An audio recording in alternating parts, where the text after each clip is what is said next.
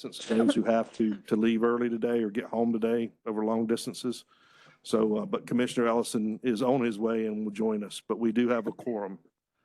As part of the preliminary matters here, call to order, read the conflicts of interest. North Carolina General Statute 138A-15 mandates that at the beginning of any meeting of a board, the chair shall remind all members of their duty to avoid conflicts of interest under this subchapter. The chair will also inquire as to whether there are any known conflicts of interest with respect to any matters coming before the board at this time. Have any conflicts? Okay, very good. Minutes for the November 9th meeting. I think we had holidays and some other things come up, so we will have to approve those in March. I think Lois will hopefully get those to you next week or week after next, but we won't approve those till we have the next formal meeting of the body. Adjustments to the agenda. A couple things that have come up in the interim. I'm going to take information item 1 and make that an action item. I also anticipate at that time, we'll leave it in the same order as we have it on the agenda, but at that time we will have a motion to go into closed session. And so the board can consider the motion to go into closed session. When we come out of closed session, we can have additional discussion if we wish, or we can make any motions that we want to wish, and those will be subject to, of course, majority vote at that time, or we may just go home and do nothing after all of that, because we'll just see where it goes. But we'll call it an information session, and I'll say I anticipate off the bat, a motion to go into closed session that you guys can vote on at that time. Any other additions, deletions, or clarifications to the agenda? Okay.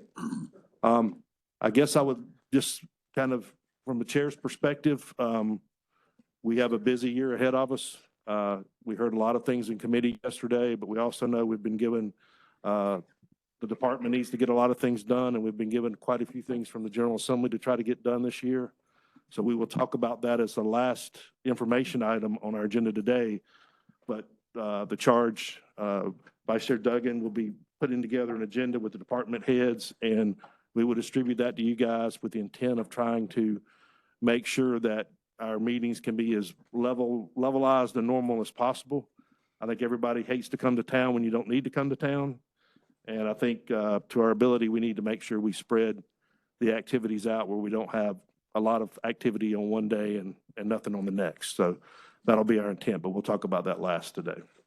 So welcome. Hearing no other comments or actions, we'll go to action item number 1, 2401, Jeffrey Talbot.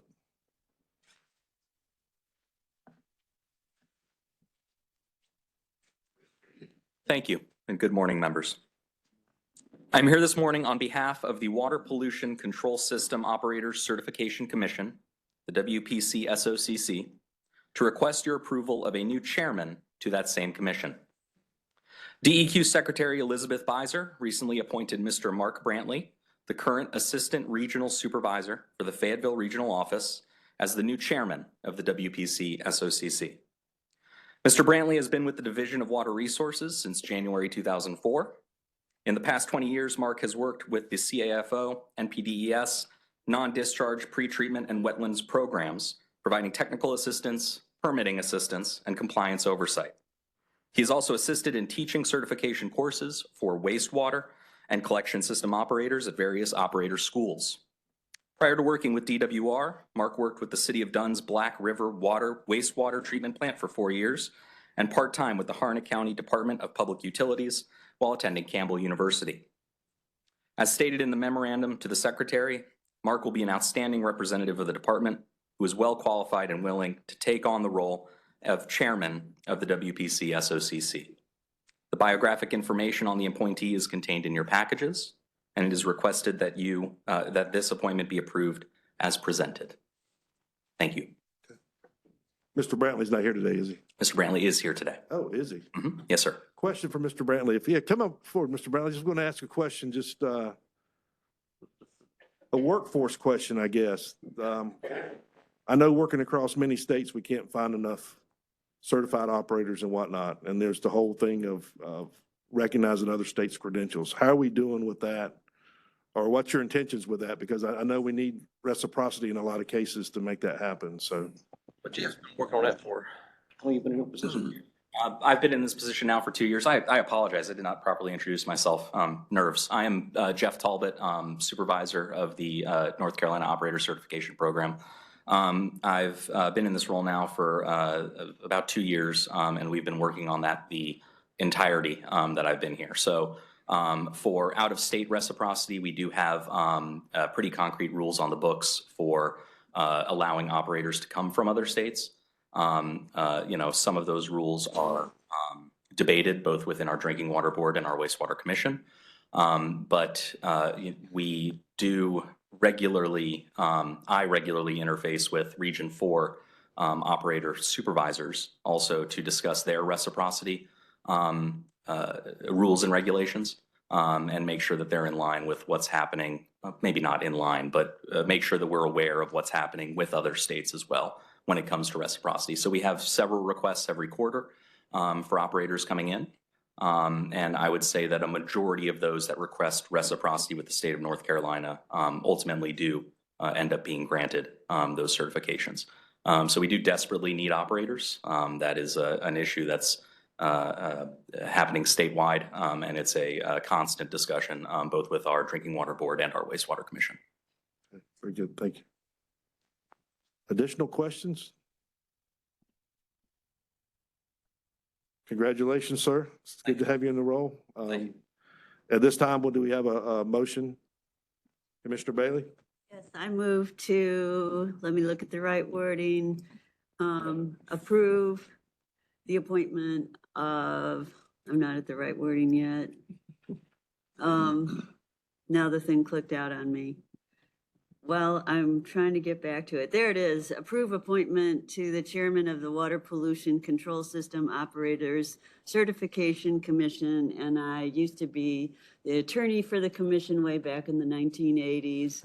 And it's just sort of a job that nobody thinks about much, but I think it's in the first, you know, you're the first defense of protecting the waters of our state. And it's a very important program. Very good. Do we have a second? I second that motion. Commissioner Okay. Weiss? Commissioner Weiss seconds that motion. Any discussion on the motion? All in favor say aye. Aye. Any opposed? It's unanimous. Congratulations. Thank you. Thank you. Okay, next on the agenda, item number 2 is to request approval to proceed to public notice and hearing on the proposed lab revision certifications and regulatory impact analysis associated with that. Mr. Crawford.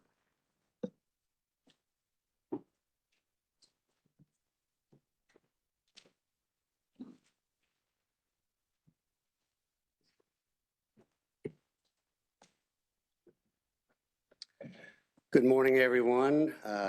Thank you for taking the time to hear me this morning. I'm Todd Crawford with the Laboratory Certification Branch, and we are here today to request addition to that rule. The Rule 804 B, C, and D list the parameters that are available for certification under the certification branch.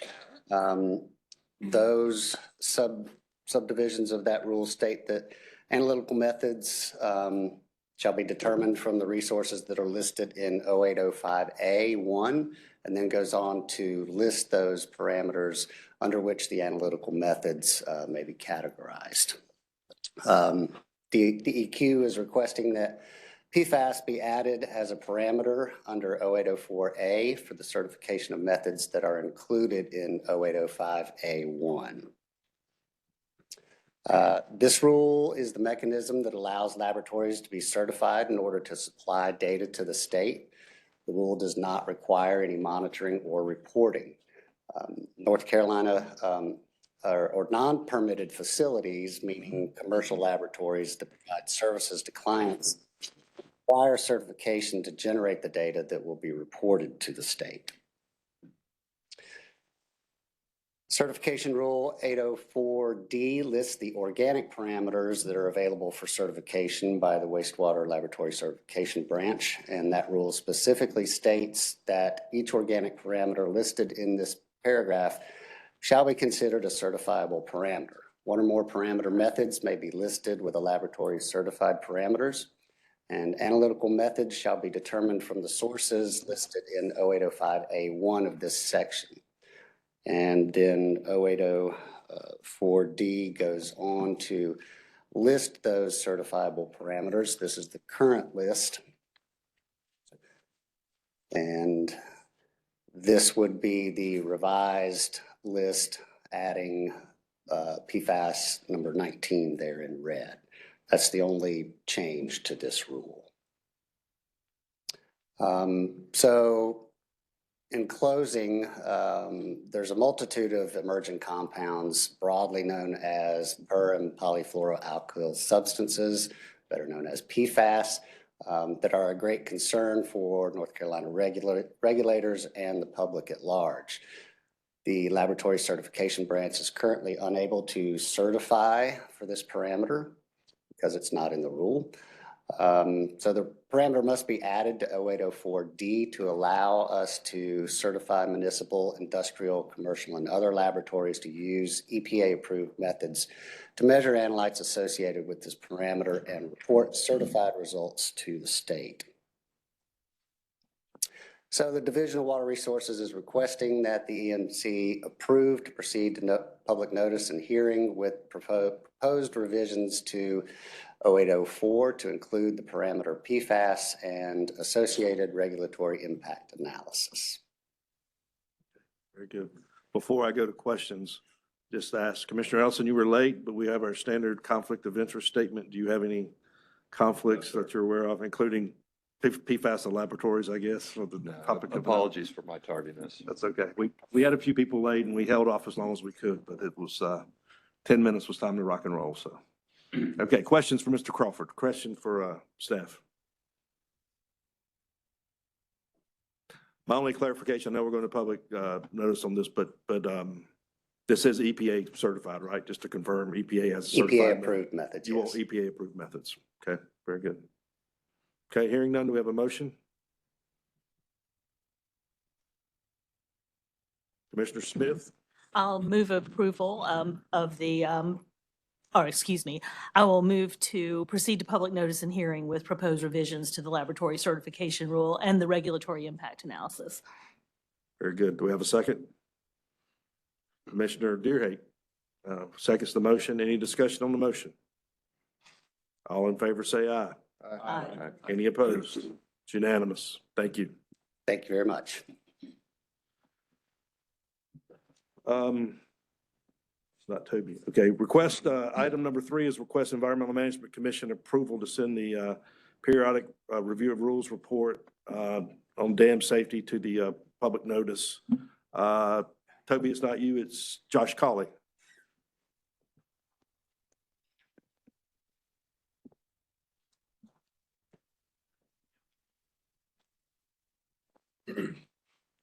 Good morning, everyone. My name is Josh Colley. I'm the State Dam Safety Engineer for North Carolina. I'm here to talk about the periodic rule review and readoption process for the dam safety rules. So just a quick overview. At the September full EMC meeting, Jennifer Everett, back in September 23, Jennifer Everett did provide an overview of this process. The dam safety rules did go through a first round review back in 2017.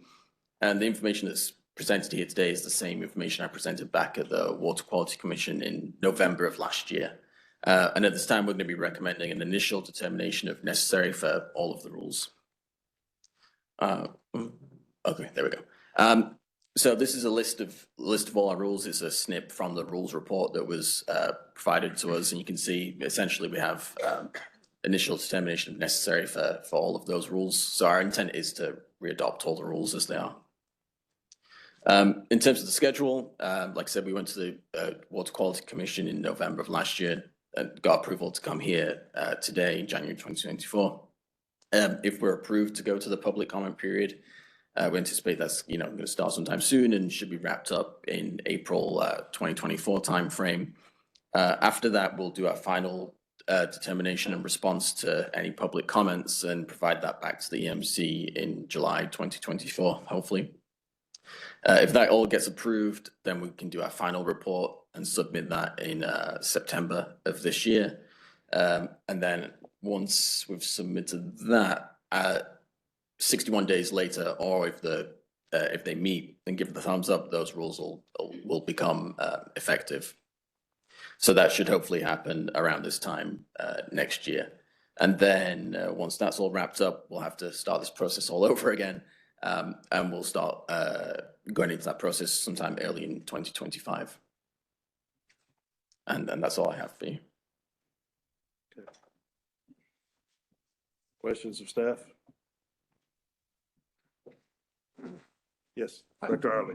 Yeah, I don't want to belabor it this morning, but I was just curious about the climate impact and whether or not the dam safety rules are emerging from either international or national bodies regarding that and expected rainfalls, 100-year flood levels and so forth. Is that an active issue, or is that something that you react to as it emerges? Yeah, so the way it's written in the rules right now is, dams will have a spillway design flood that they're required to pass based on their size and hazard classification. And that's typically some fraction of the PMP, the probable maximum precipitation. And we're actually right now in the process of doing an updated statewide PMP study. So that's going to, the PMP numbers that we're using right now are based on maps from like the 70s. So we're updating those maps to get new PMP numbers. And as part of that project, they will look at the climate models and do a projection, I think up to 2100, to look at how they anticipate those PMP numbers might change moving forward over that kind of time frame. So we'll have an idea, the changes that we're anticipating are kind of written into the rules because it just refers to PMP. It doesn't give a specific number, and we're updating those numbers. Yes, thank you, Commissioner Ellison. Are there any aspects of the rules or specific points within the rule that give you challenges with the regulated community or give them challenges with you that should be improved? I would say there's the wording of some of the rules could be tightened up a little bit. There's the way they're worded right now gives room for some creative interpretation of what the requirements are. For example, right now there's a requirement in the rules to do a preliminary kind of application before the main application. But, so from my background, I've been in this position for about 2 years and worked in private industry for like 8 years before that. So I submitted stuff to dam safety, pretty regularly throughout that process. And the dam safety program didn't require that preliminary application, even when I was submitting stuff back in 2014.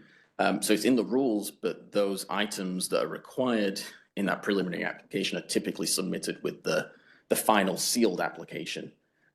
So that sometimes creates a little bit of confusion when you have engineers who are maybe not familiar with our rules, or are, they might be based in Georgia or Virginia and looking at our rules and submitting applications for clients that they have in North Carolina. And sometimes that can kind of trip people up a little bit. So that could definitely be tidied up a lot, for sure. Thank you. Can I follow up? Commissioner Carter, yes, sir. Yeah, well, given that, are you, as a part of the readoption process, are you planning to tighten up some of that language in or Yes. modify it? Yes. Okay, I just want to make sure we're very good. Further discussion or questions for staff? If not, do we have a motion?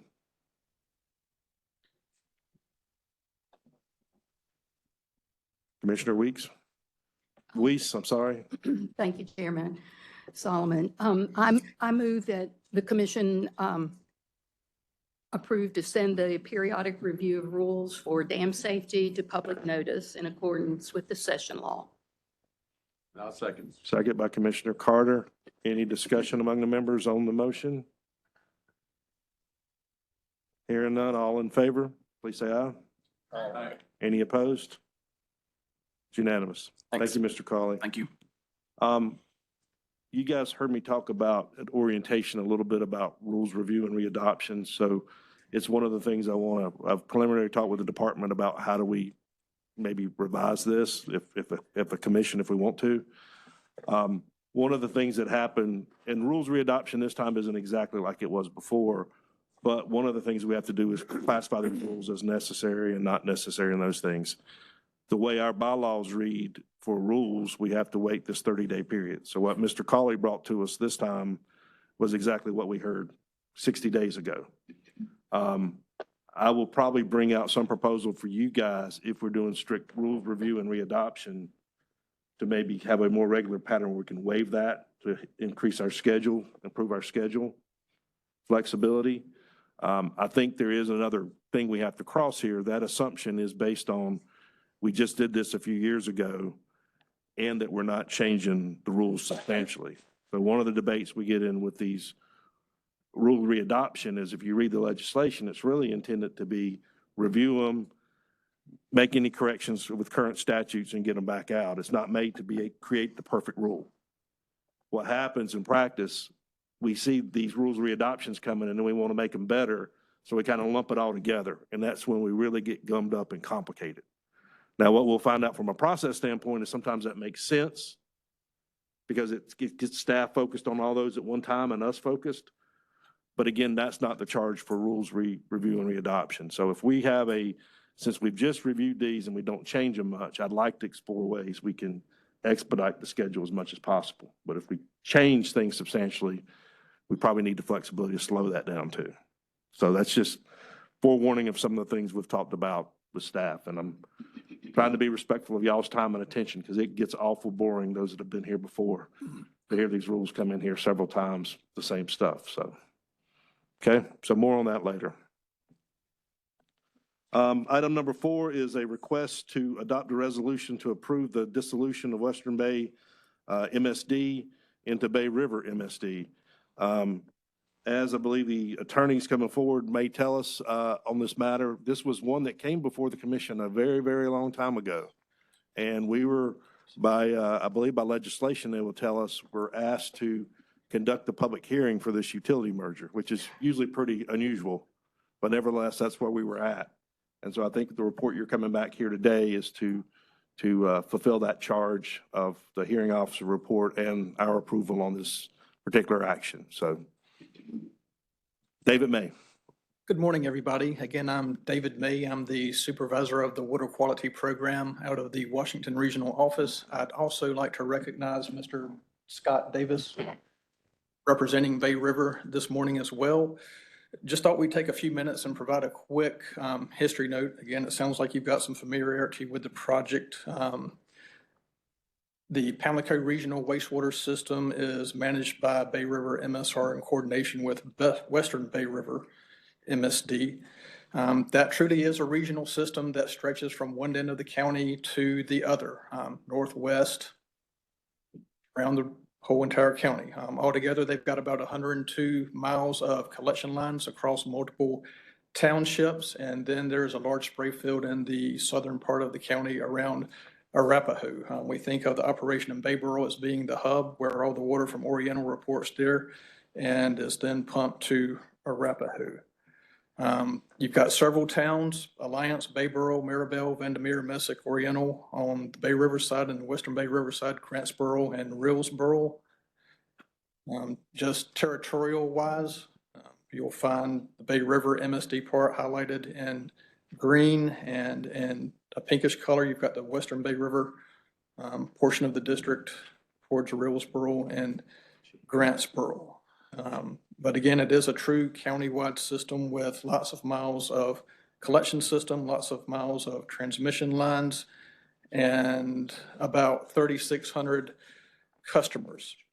Originally, Western Bay River MSD was set up to take or to help with some funding options that were available through grants around 2002. It was never intended that Western Bay River would continue in existence. And definitely the concept was when the time was right the two districts would merge back into one with Western Bay River being dissolved.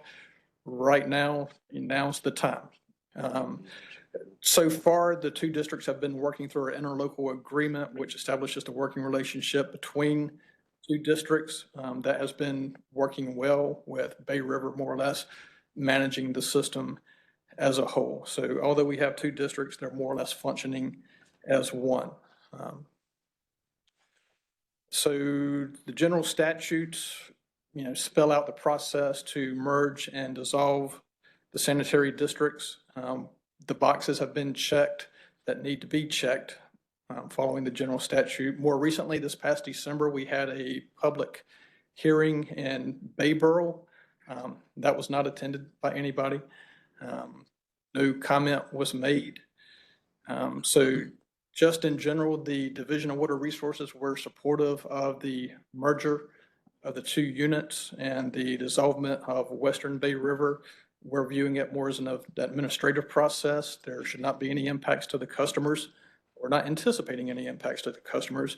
And the general daily operations should continue just as they have for the last several years, with the same people managing, the entire district from the western side to the eastern side throughout. So the statutes indicate that the EMC may adopt a resolution regarding the merger and dissolving a unit, and a draft merger document has been, or resolution has been prepared for consideration.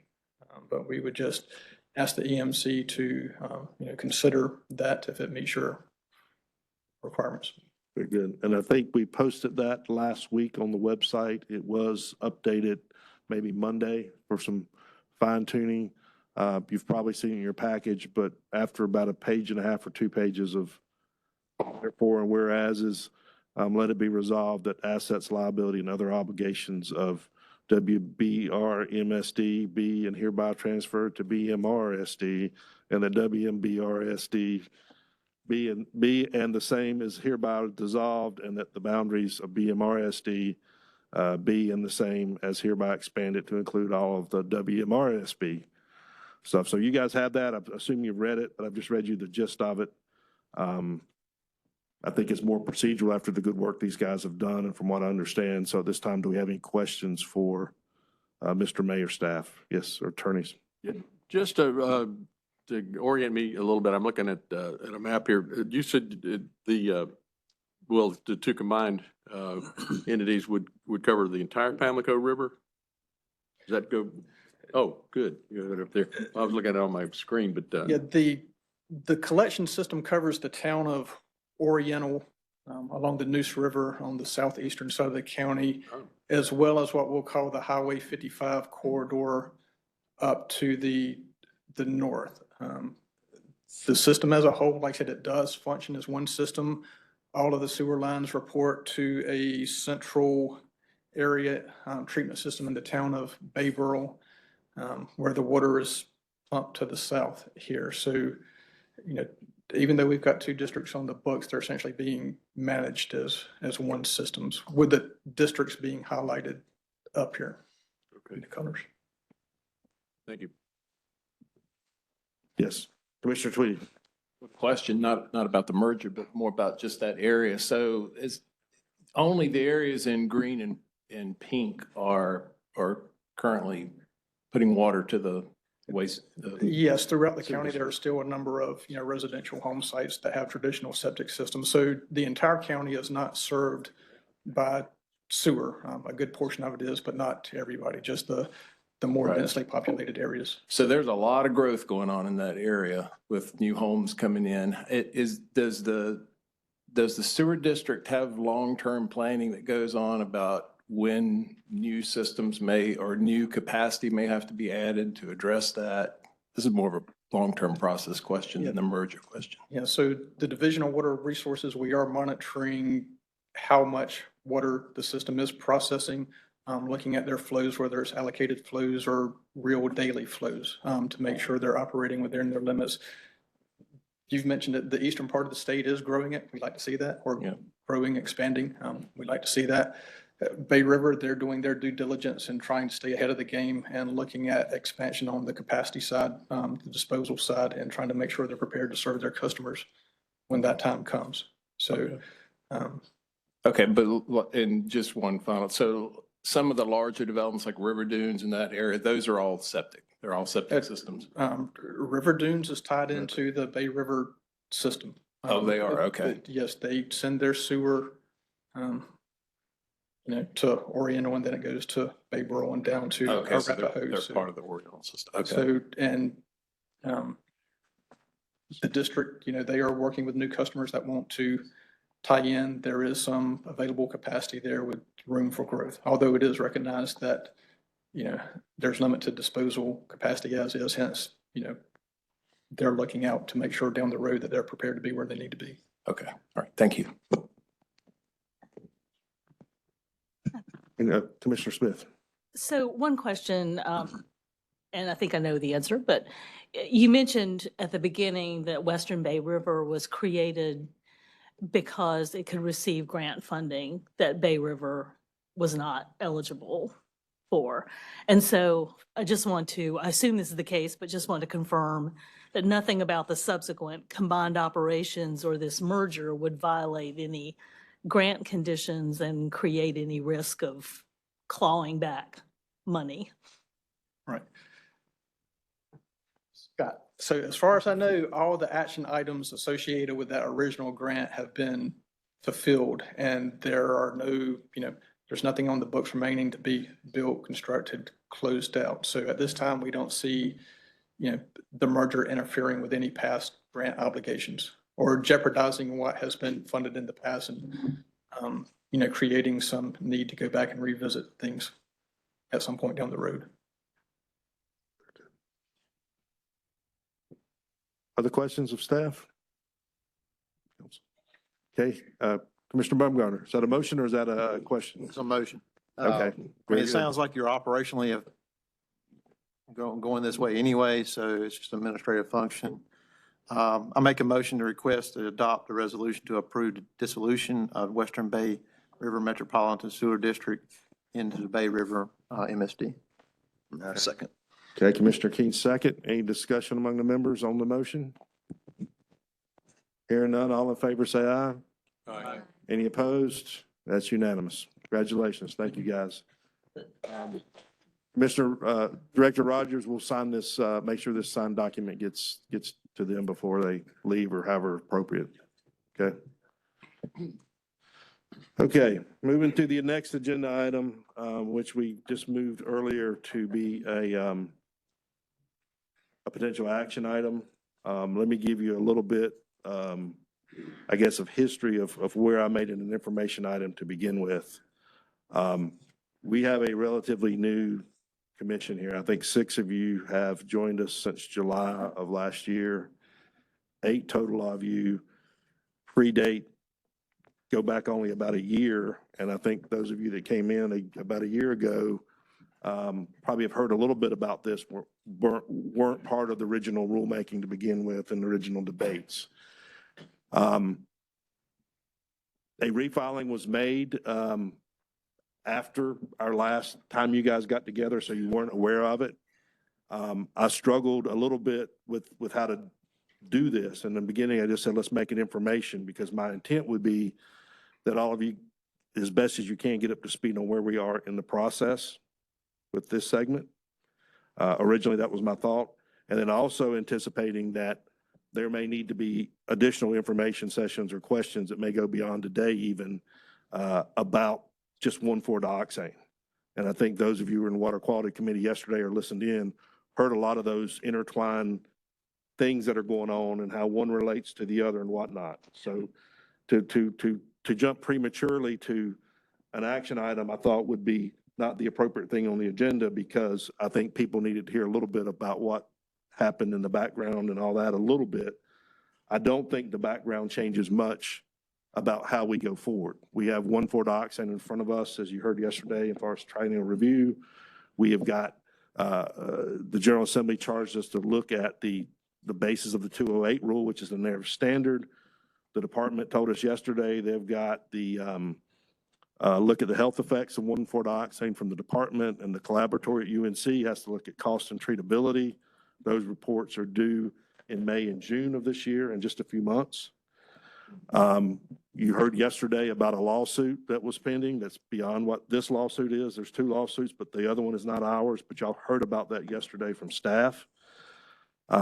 We have PFAS coming down the road, and on top of all that, as you guys have read your material, there's a lot of public entities that are now kind of stirred up and want to fight each other and feel like information's not got out there properly. So there's a lot of things going on with 1,4-dioxane that I think, inside or outside of this particular lawsuit, this EMC has got to do over the course of this next year.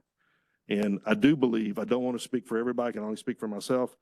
I think from what I've heard that there's a clear majority of us that are committed, including me, to regulating 1,4-dioxane. So what we do here, I don't think changes the matter of what's in front of us. We need to move on this, and we need to do something with 1,4-dioxane, and I'm committed to doing that. Now, some of you may not know me from the past, but I can tell you the ones that were here with 1,4-methyl bromide. We had the same thing happen with methyl bromide, and there was debate about who wanted to regulate it and not. But as chairman at that time, and then even after I was chair, we regulated methyl bromide. It might have not been the exact way everybody or anybody wanted it, but we regulated it. And we are going to do 1,4-dioxane as well. But this is about this particular lawsuit, and I really want to bring you folks up as new commissioners in particular to understand the history, and maybe some old commissioners about what's maybe going on. But I want to give you the information now that I can give you. I'd rather give it in public. I'll be honest with you. I'd rather do all this in public. But if we go to a closed session, we'll go to closed session. That's y'all's vote. But regardless, I think when we come out of closed session or whatever we do, we still have the same decision to make about how to go forward. So with that being said, I can do into more discussions, or I can take a motion to go into closed session if that's what we want to do. Well, Mr. Chair, I had already, I think, indicated my feeling that it's more appropriate to discuss pending litigation in closed session, since just as the discussion moves, there may be questions that members have for legal counsel or discussion among themselves that would potentially affect the commission's present or future position in that lawsuit. So I will move that we go into closed session to discuss the pending litigation. Okay, so we have a motion. We have a second on that. Commissioner Weiss, I second the motion. Okay. Mr. Chairman, just to make sure that we're following the requirements of the open meetings law. Yes, ma'am. You know, Yes, sir. may I ask if Commissioner Smith intends to discuss the litigation involving the EMC versus the RRC? One of the requirements is that we identify the parties. So I just want to make sure that clarification, if I get that. Yes, thank you. To go into closed session to discuss the pending litigation involving the Rules Review Commission and the Environmental Management Commission. Yeah, and I was going to clarify that, so we've got that clarified in your motion. Yes. Agreed. The other thing that I can't, I want to just clarify, because it would be why I think it needs to be more public than private. I got it both ways. We've got a bunch of lawyers on here, and we go to closed session a lot. But the first part of this, in the public meeting legislation, is to consult with an attorney employed or retained by the public body in order to preserve the attorney-client privilege between the attorney and the public body, which privilege is acknowledged in the statutes. So that's sentence one, and I think that's the main intention of what we're doing here. Part two warns us, though, that general policy matters may not be discussed in a closed session, and nothing herein shall be construed to permit a public body to close a meeting that otherwise would be open merely because an attorney employed or retained by the public body is a participant. So in the interest of the public, just because we have an attorney hired to represent us, in this case, the AG's office, doesn't mean we can take all our information back and discuss it in closed session where the public can't hear it. And so you guys, this isn't your first rodeo. Most of you have been on other boards and commissions. All kind of things get wrestled into public meetings like economic development and whatnot. Some of that should be discussed in closed session. Some of that shouldn't be. And so I just default that if it's attorney-client privilege, that's okay to go, that's where we're going. But I just want to caution everybody as we go in there, there are matters here that we probably should, if we choose to talk in public about. That is up to this board. The last thing I just say here, public body may consider and give instructions to an attorney concerning the handling of a settlement of a claim, judicial action, mediation, arbitration, whatnot. That usually isn't the case of if you've got something personnel or something confidential where you're trying to settle something by dollars or whatnot, in my experience. And so I don't think we're talking about those kind of things here. I think we're just trying to make sure we don't jeopardize any other discretion as we mentioned in part one here. So just read those out. Commissioner Smith, I think it's really to protect attorney-client privilege in a legal matter is the reason we're going here, sentence one. Is that correct? That's correct. And Commissioner Weiss agreed? Yes, you've been in the AG's office. Understanding. Very good. Okay, so at this time, we have a motion and a second. Do we have discussion on that motion? Commissioner Ellison. As you mentioned, there is some history here, and I would suggest that before we go into closed session, we have that discussion of the history and the context of what this case is about, because that's all should be available to the public, and then we can go to closed session for the legal stuff. Okay, so let me, we could amend the motion in some way, but I don't necessarily think that's necessary because we've put that in the public domain, the documents. And I do think what we don't cover in the closed session, we could go back into public session, and we will. And if you feel compelled at that time to talk about those things, there's nothing to prohibit you as a member of this body from talking about those things.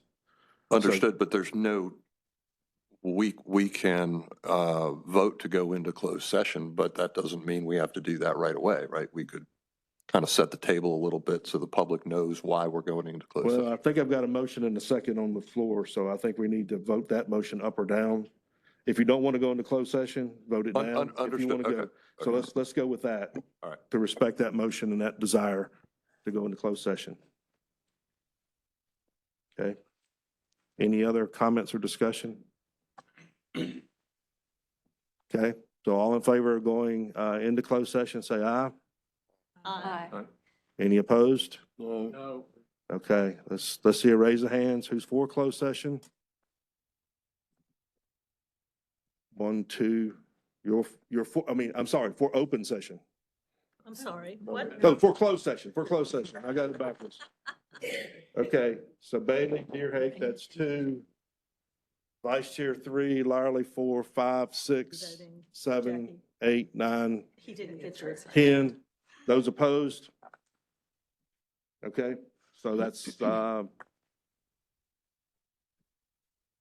it 10-4. That's Baumgartner opposed, Carter opposed, Ellison opposed, Keene opposed.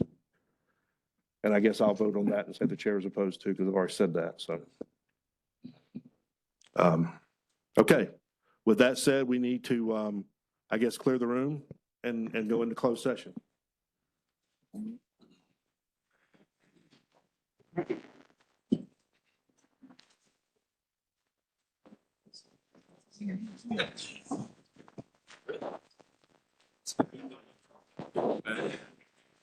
Let's go.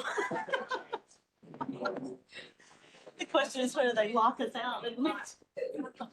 Guys, hit the restroom, we'll be back in 5 minutes. The doors.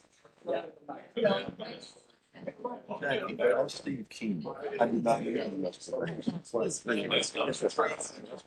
Are you here?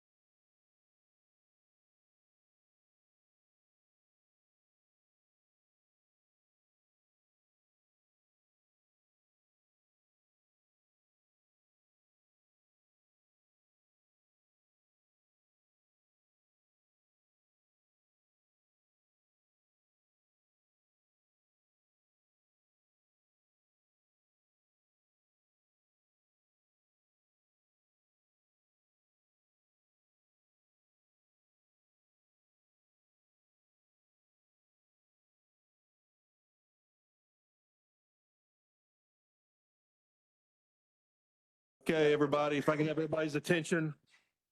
It is 11:06 and I will declare us back into session, into open session. At this point, for the public's perspective, we commission went into executive session or closed session to discuss particular legal matters related to this issue. I will now either entertain a motion or I will go into further discussion or whatever motion this commission believes. Commissioner Carter. Well, I'm prepared to offer a motion to dismiss this lawsuit immediately. It's caused us great problems, as you well know. As Chair Solomon commented, he wasn't even aware of this lawsuit until the following week after our meeting on the 9th. It was filed on the 9th with no notice to anybody else in this commission, and it's created problems that he and I and Vice Chair Duggan spent into the middle of December trying to sort out and finally getting the stay in place, so at least things didn't get any worse. Okay, so I've got a motion from Commissioner Carter to dismiss the lawsuit. Do I have a second? I'm going to second. Commissioner Duggan seconds the motion. Any discussion on the motion at this point? Commissioner Smith's going to her mic. Yes. Thank you, Mr. Chairman. I will be voting against this motion, and I am strongly opposed to this motion. I think one of this commission's primary responsibilities under both state law and the Clean Water Act is to protect the physical, biological, and chemical integrity of our waters and to protect the specific uses of those waters, of which drinking water is one of the most significant. 1,4-dioxane is a known risk to public health.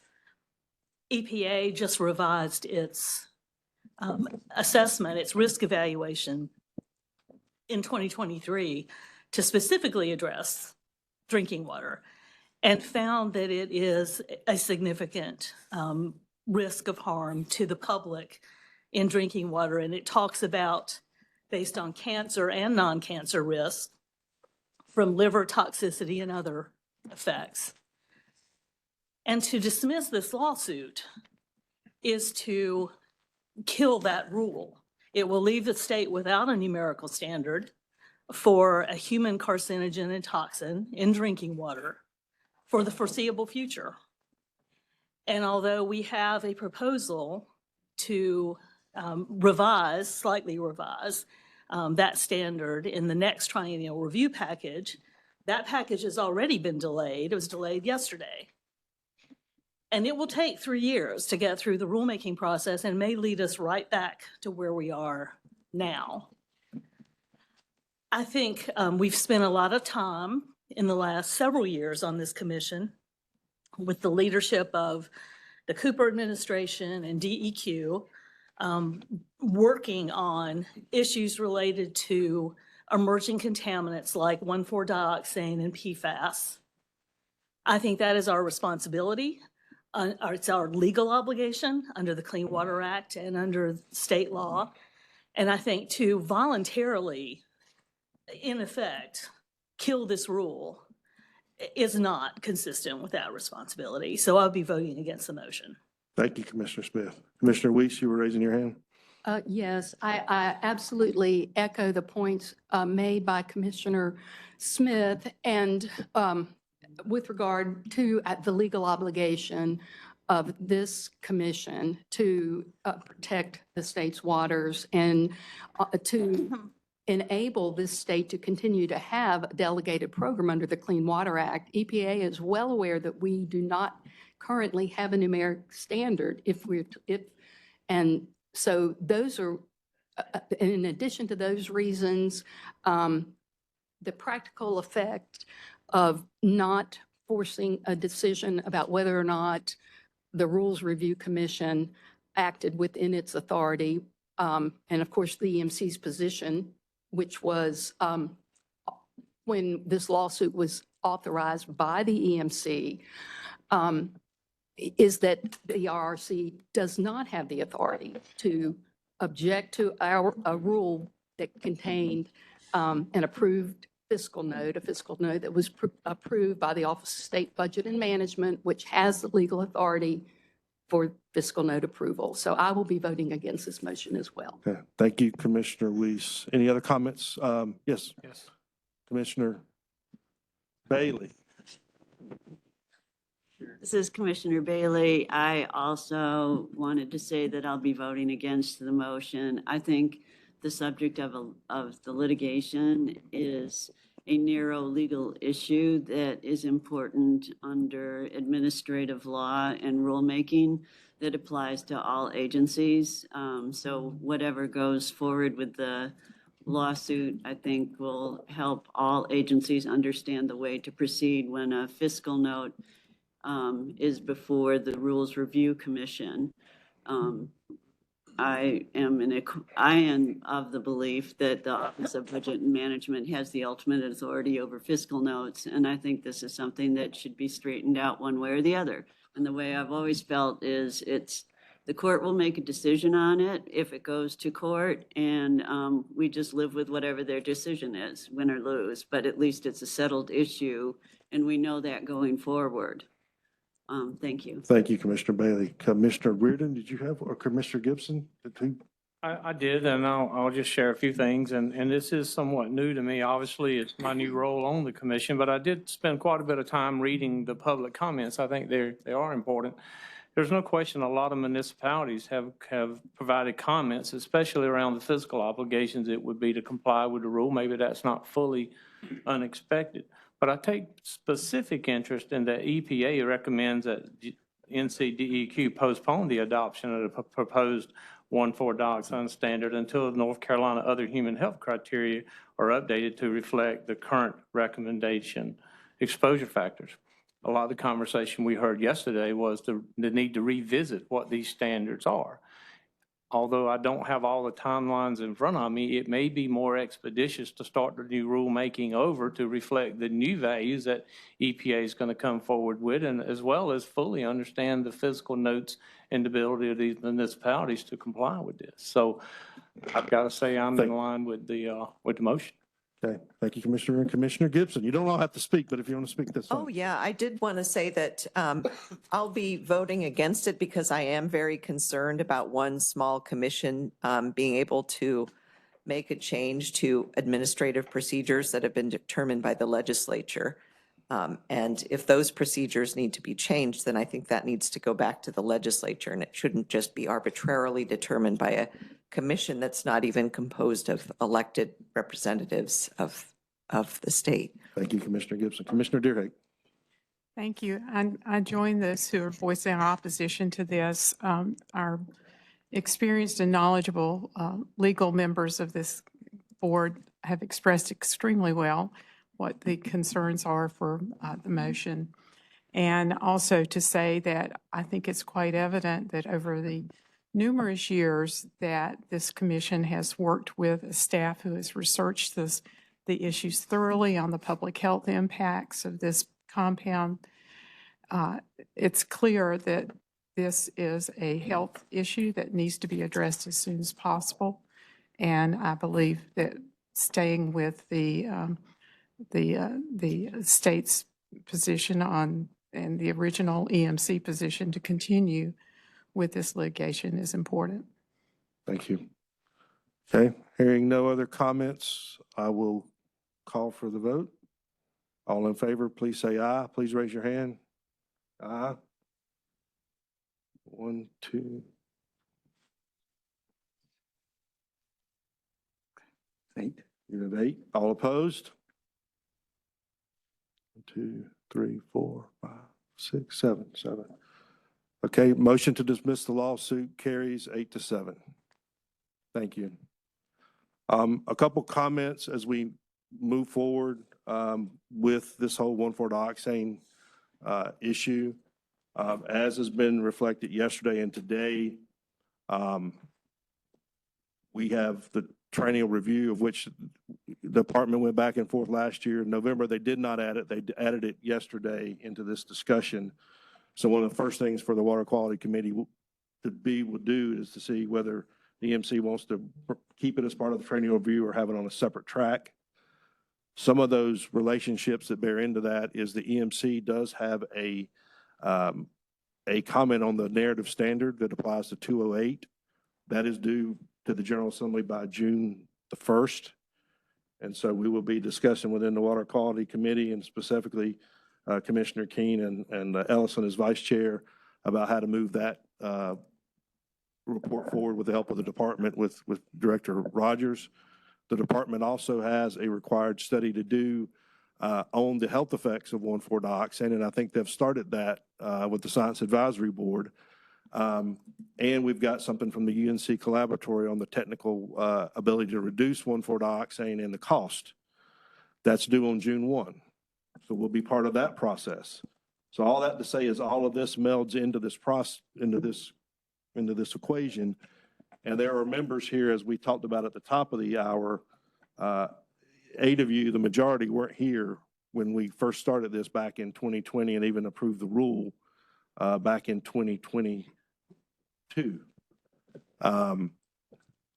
So with that said, I think there's a lot of knowledge transfer that has to go. We've heard about physical notes and the Administrative Procedures Act. We've heard about EPA yesterday, about EPA when they recommend something versus requiring something.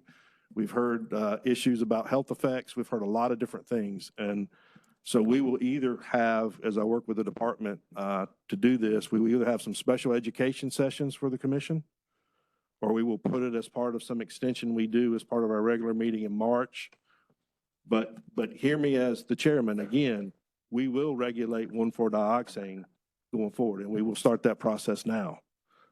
Like methyl bromide, I've done this before. I don't know what shape that takes at the end of the day. We'll go back out to public comment, but we are not going to drop this issue. It is a public health consequence, and we will put this into rule as this EMC. As long as I'm the chairman, we will move this thing forward. So look for more information as a commission on how we as a group come together with a common understanding and get these rules crafted and all the things we have to do over the next 6 or 8 months to make all this happen.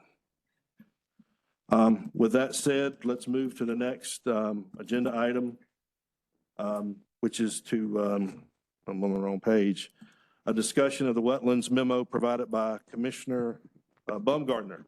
So we get to jump right out of 1,4-dioxane and into wetlands. So did I miss? Yeah, the general permit. Aquaculture. Oh, well, I wanted to miss that one. I wanted to miss that one.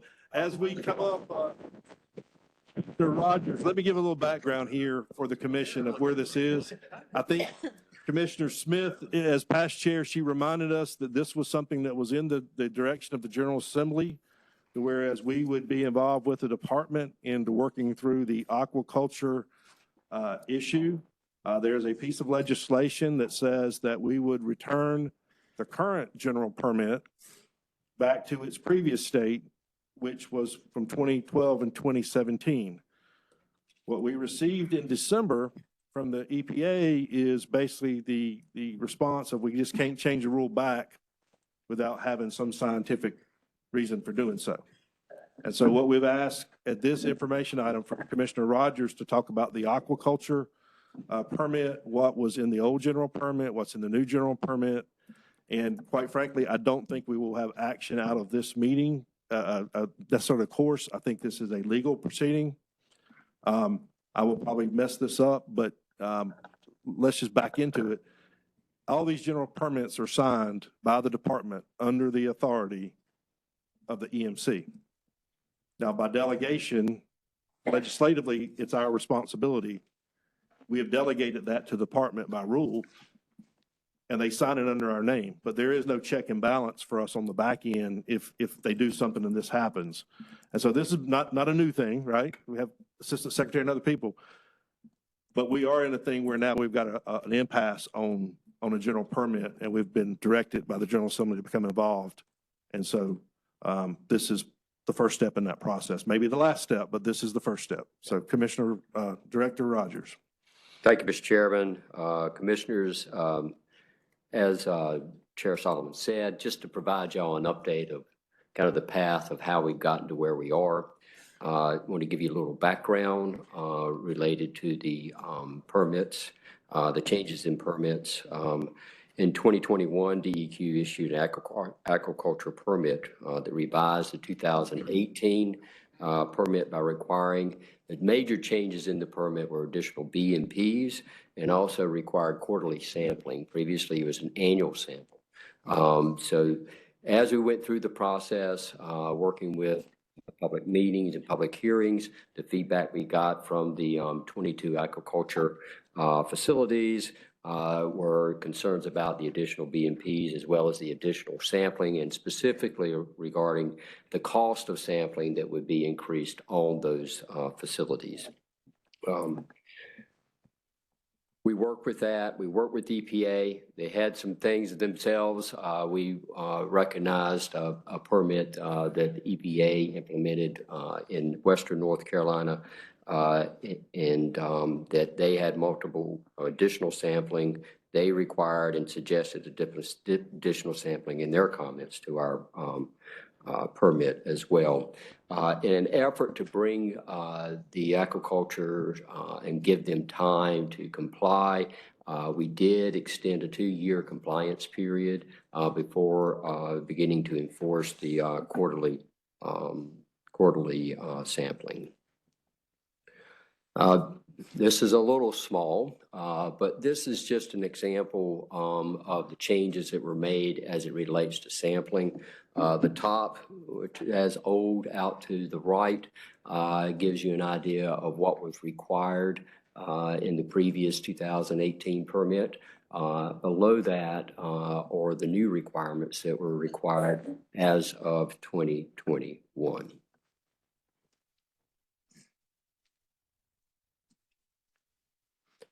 I will say, General Assembly, obviously in the Farm Act, gave us direction to revise the permit. I will say that since the beginning and the permit was issued in 2021, our legislative staff, Division of Water Resources, has been working with the legislature, talking through this. We've had meetings with the aquaculture community as well to work through these issues and tried to work through those. But as you can see in the Farm Act, they directed us to revise the permit. There's 2 things that they wanted us to do: to reopen the permit and then modify the permit to what it was in 2018. So substantively use the previous permit to substitute what was the current permit, the 2021 permit. We were compelled to do that because the General Assembly approved that, and we did so. We reopened it, put it out to notice, had public meetings and public comments, no public meetings, but public comments on the notice. The notice, public comment notice, closed in November. I think we had 1 comment with requesting some additional, or I'm sorry, some fewer sampling and a few minor suggestions. On December 15th, EPA had drafted a letter and a final letter to me related to their concerns that they had with the revised permit. Here you can see some of the comments in summary that they said. The letter itself was attached to the documents that we provided the commission, and so you can read that in its entirety. And they said that we procedures followed did not comply with the Clean Water Act regulations. The draft permit does not ensure compliance with water quality standards. Effluent monitoring is not representative, and violations and anti-backsliding requirements were in place, or that we took that attempt when we revised the permit, and that they saw no cause to modify the existing permit.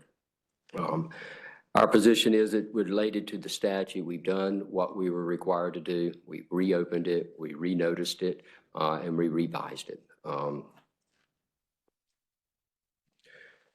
The next steps that we're looking at, and this is important. The EPA letter gives us 90 days to respond.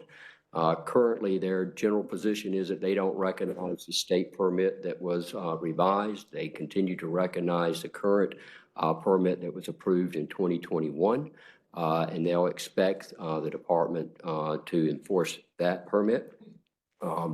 We have had discussions since that letter. We've obviously reached out to Chair Solomon. We've also talked with the legislature on this matter. We've also have communicated with Agriculture, Department of Agriculture, Community Services. We're actually going to sit down and meet with them on the 30th of this month to review the permit, review some studies so that we can get more on the same page as it relates to why we are where we are with the current 2021 permit, try to answer some of their questions, but most importantly, engage in that dialogue so we can hopefully come to some kind of resolution. Our thoughts is, I've got in a note, the 90 days is the 15th of March. Our hope is that with our communication and ongoing dialogue that we'll be able to resolve the issue or at least get a path forward as we move forward here. Questions? Let me also add a couple things, just because you mentioned that we talked.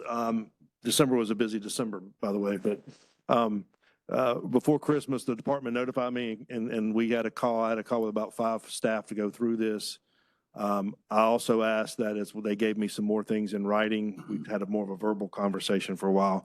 I did get new water quality chair Keen involved in this, and the air and waste waste management committee, where a lot of our biosolid stuff is under Commissioner Reardon, then new chair Reardon. But Commissioner Reardon and Yarborough also dealt with this issue when they were at the Department of Agriculture. So I knew that Commissioner Reardon might have, one of those two would have some insights here. So as Richard said, they'll set up a meeting with the ag. I think I want to make sure we monitor that. I don't know what part we need to be part or not part of that. But as we go forward, I'll be in discussions with the department and if need be the legislative folks to see how we go, and then keep this commission. The way I'll operate is try to keep at least one or more of us apprised of this as we go through it. So we may not have any action, or we may have some action still coming. I would like to, as you could ask for questions of staff, either Commissioner Yarborough or Commissioner Reardon in particular, because I know you've seen this from the other side. Is there any comments you guys want to make from historical on this issue? This is Commissioner Yarborough. I'm so old that I remember putting these systems in. I actually helped install many of these operations that you actually have permitted. There's a man in the middle there, Forest Westall. It used to be part of DEQ that was very helpful in that. One thing to remember is that water is a great solvent. And so trying to get rid of any kind of waste out of that system, it's almost an impossibility. So you're permitting, you're either going to permit it and allow it, or if you can make it to where they're going to have to close. So I would be very resistant to trying to do that. And as an anecdote, the fellow that started the very first one was Dick Jennings down below off the Pigeon River. That operation's still there. It's called Sunburst. Proud operation. Been over 70 years. So the operation there and some of the best well-known fishing in the whole country is located there. On another point, another division or another department, the Wildlife Resources Commission has their trout hatchery on the Davidson River. World-class trout fishery is below that operation. They would officially have to close if we went to the permit to the suspect of what this regulation could possibly be. So I would encourage anyone that wants to put more and more regulations or tightening on this to understand what they're looking for. We are in Western North Carolina. I'm speaking for the trout, obviously. These waters are very much devoid of nutrients to start with. So it sounds kind of a ridiculous, I guess, to some that we're going to add nutrients to it, but in reality, that's what is absolutely needed. We don't have a natural source of phosphorus or any other nutrient. That would be my comment. Okay. Commissioner, are we ready in comments or questions for? Just a couple of comments to put this in context just a little bit. You know, these trout growers are raising protein for us to consume. A little bit from a national perspective, over 98% of all the seafood that's consumed in the United States is imported today. 98%. Less than 2% is either grown or raised or caught locally. Of that 98% that comes internationally, a large percentage of that coming out of Southeast Asia may in fact be contaminated. We've seen that. I've tested it. I found it, and I personally removed it from the marketplace that were laced with antibiotics. So the idea that you're going to get seafood from abroad and bring it into the United States more safely than you can produce it is more fallacy than fact. Because I've been in that role where I took these products. North Carolina led the nation in removing adulterated seafood from the marketplace. Having said that, there's a tremendous nutritional value on seafood with the omega fatty acids and such as that to the humans. And there's only a handful of these operations. So I think the question is, do we really need to increase the testing in these handful of operations with the margins that they have that from what I think we hear, and I don't let industry drive everything, but I'm not sure that we want to regulate these operations out of business. That's my perspective. Point of clarity for Mr. Rogers, one thing I want to make sure we hear, and we hear about the fiscal note, I heard about the fiscal note before. We didn't put this in front of the previous one because I wanted to be independent. But one of the central debates here was the fiscal notes here, because the department did their fiscal note, they left out the cost of labor to do the sampling. And then they admit that, they know that. Both the NC State and I don't know the other organization. There was two other studies that did the fiscal note, independent fiscal note, and put the labor in, and it was an order of magnitude higher. Y'all have that information. And so one of the things that got this triggered, I just give the council the reference here, is that the way the fiscal note was done, even though it was approved, left all the labor out, which I don't think anybody would ask the department to go do the sampling at these places for free. So that's a very real cost, and that's where the exception at one point was found. And that, at least that's what the documents told me. So I just point that out. These fiscal notes are very, very important for the reasons we talked about, the balance, our charge of balance and the social, the environmental, and the fiscal aspects of the rules we make. So, yes, Commissioner Smith. Question for Mr. Rogers, and then maybe a comment. So this is a general permit. Yes. And typically, permitted entities have the ability to either seek coverage under a general permit or get an individual permit. Correct. So I assume the individual permitting path is still available Yes. to folks. Yes. Are there any other ways in the individual permitting process to provide flexibility in terms of permit conditions in response to specific locations or water quality classifications or anything like that? We've given that some thought, and there is room to move in that direction. So that is one strategy we're looking at as we move forward in our discussions. Yes. So one comment, Sure. Mr. Chairman, about this issue in general. I think there are probably ways to work through all this. The one we're faced with is not the ideal method for doing so. And I hope this is not the beginning of a practice of direct legislative intervention into permitting decisions, because the staff has been given the authority to issue permits by the legislature. Under statutes the legislature has adopted and rules adopted by this commission, we generally assume, mostly correctly, that the staff will apply all of those standards, and that's the exercise that they go through in issuing either an individual permit or a general permit like this. Whether they get it right all the time is a different question, but the legislature's role generally is to set the statutory criteria. And the legislature could have done that in this case. They could have adopted a piece of legislation that specifically set parameters for regulating these aquaculture operations. I think it's problematic to instead have gone directly to changing the permit. And I think that's what has put us in the position we're in now with EPA, is the process. Not that EPA can't be persuaded that there's some other set of conditions that may be workable and meet all of our Clean Water Act obligations. I don't think that's the issue. I think the issue is the process. Yeah, and I think you and I had a good offline conversation about some of this too, but everybody that's in this, in the business like this, we know that general permits are the things that make things go. And so to keep those at a practical level and where they're at, that's big. And then I don't know that the EMC wants to get involved in writing specific permits as we'd agree, but somewhere we got to find that. Hopefully this is just an incident here and we'll work through it and see where it goes. So Commissioner Bailey. I guess I'm just expanding on that. It's not like the general permit is required by the US EPA.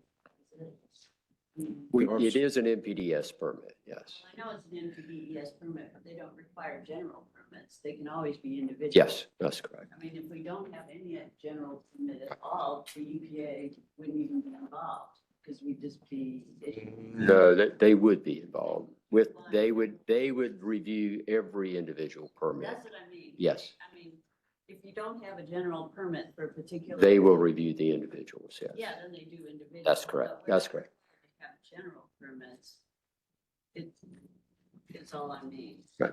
Okay, and so, I mean, maybe it's just too small of a point, but I mean, the general permit helps the industry because it's a fast track system. But in the sense that you have to just qualify for that permit and you know what the conditions are. I mean, my industry has had them and has had many of them. And it's easier to do than. Right. So, Correct. I mean, I guess what I'm saying is I hope this gets worked out because it helps industry and other permit, It does. Absolutely. We need the general permits. Absolutely. Okay. Commissioner Deerhake?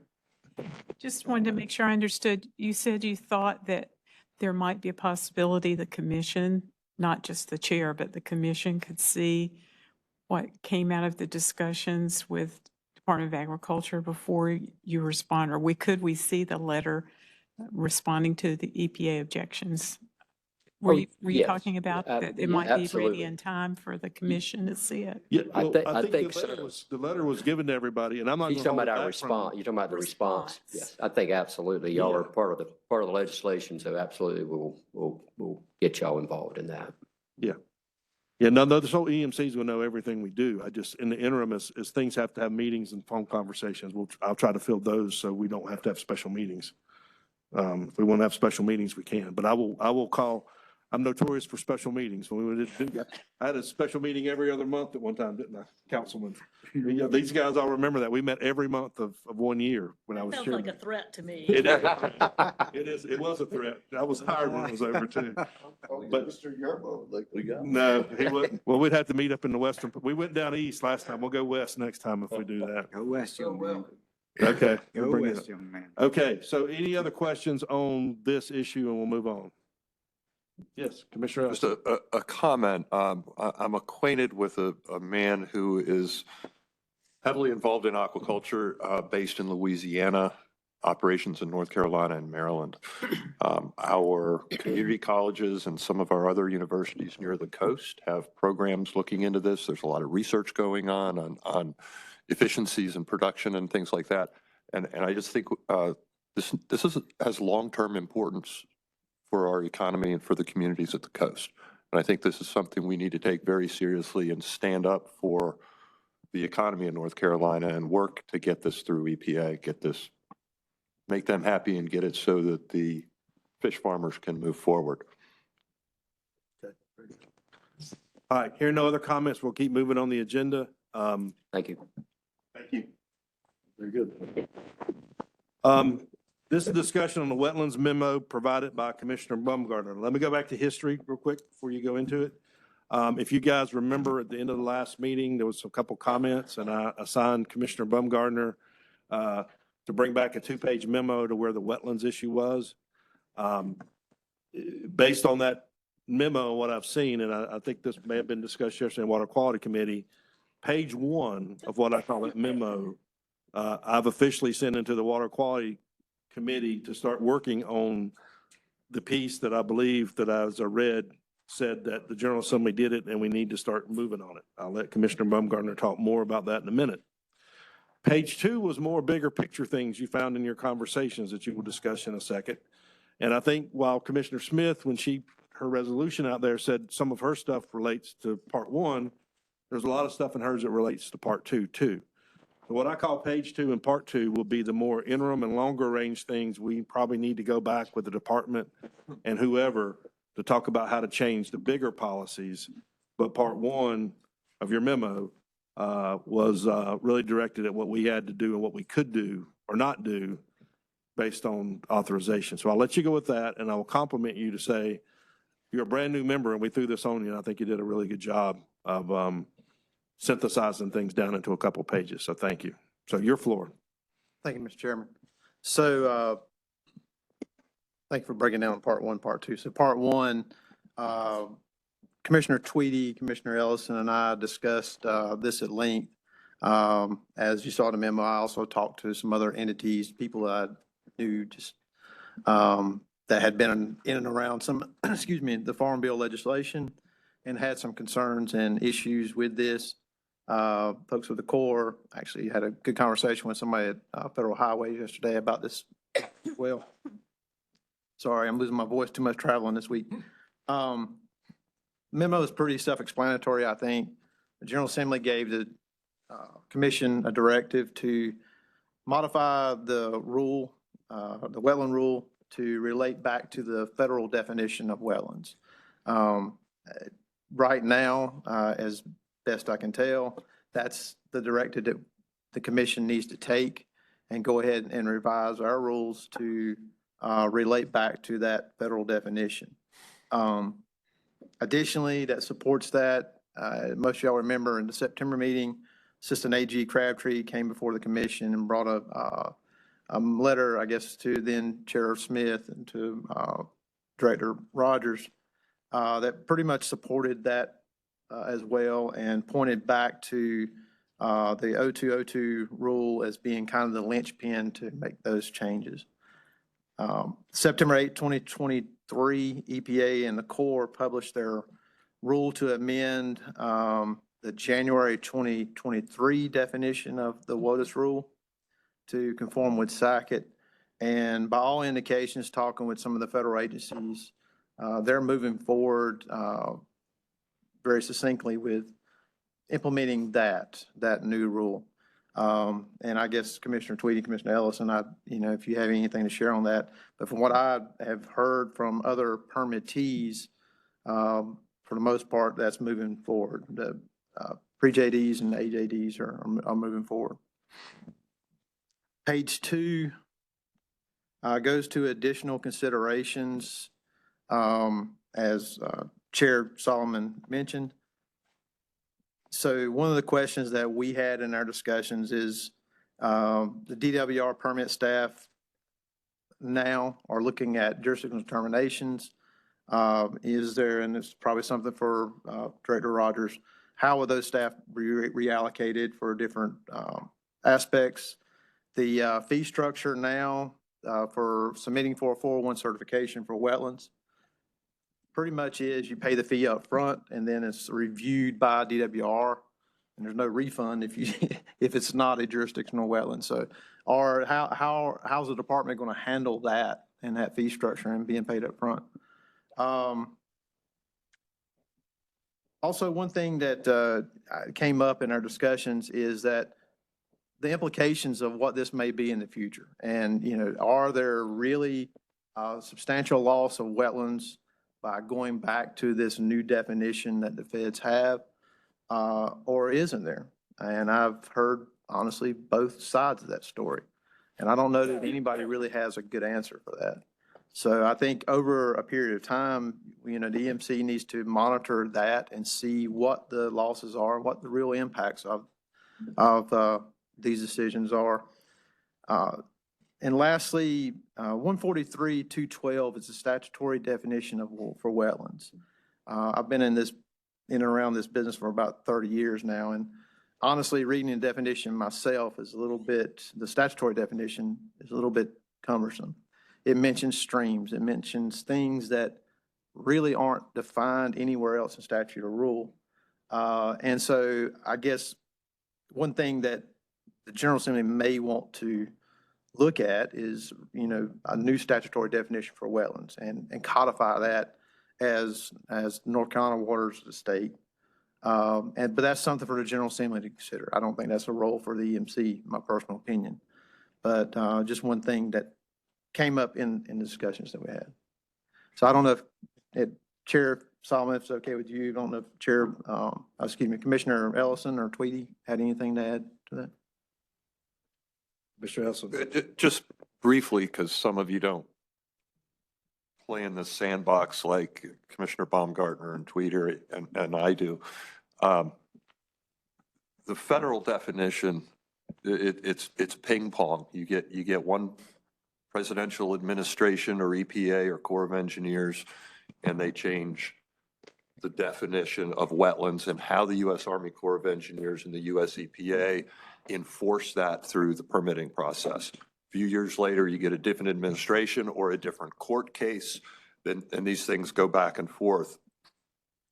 One thing that the statute does is it takes DEQ and the EMC out of this federal ping pong between federal legislation, federal executive action, and federal court decision. It takes us out of that so that once we change the state's definition of wetland to whatever the feds say it is, then when the feds change it, our rule's still good because our definition is then tied to whatever new and evolving federal definition we may see in the future.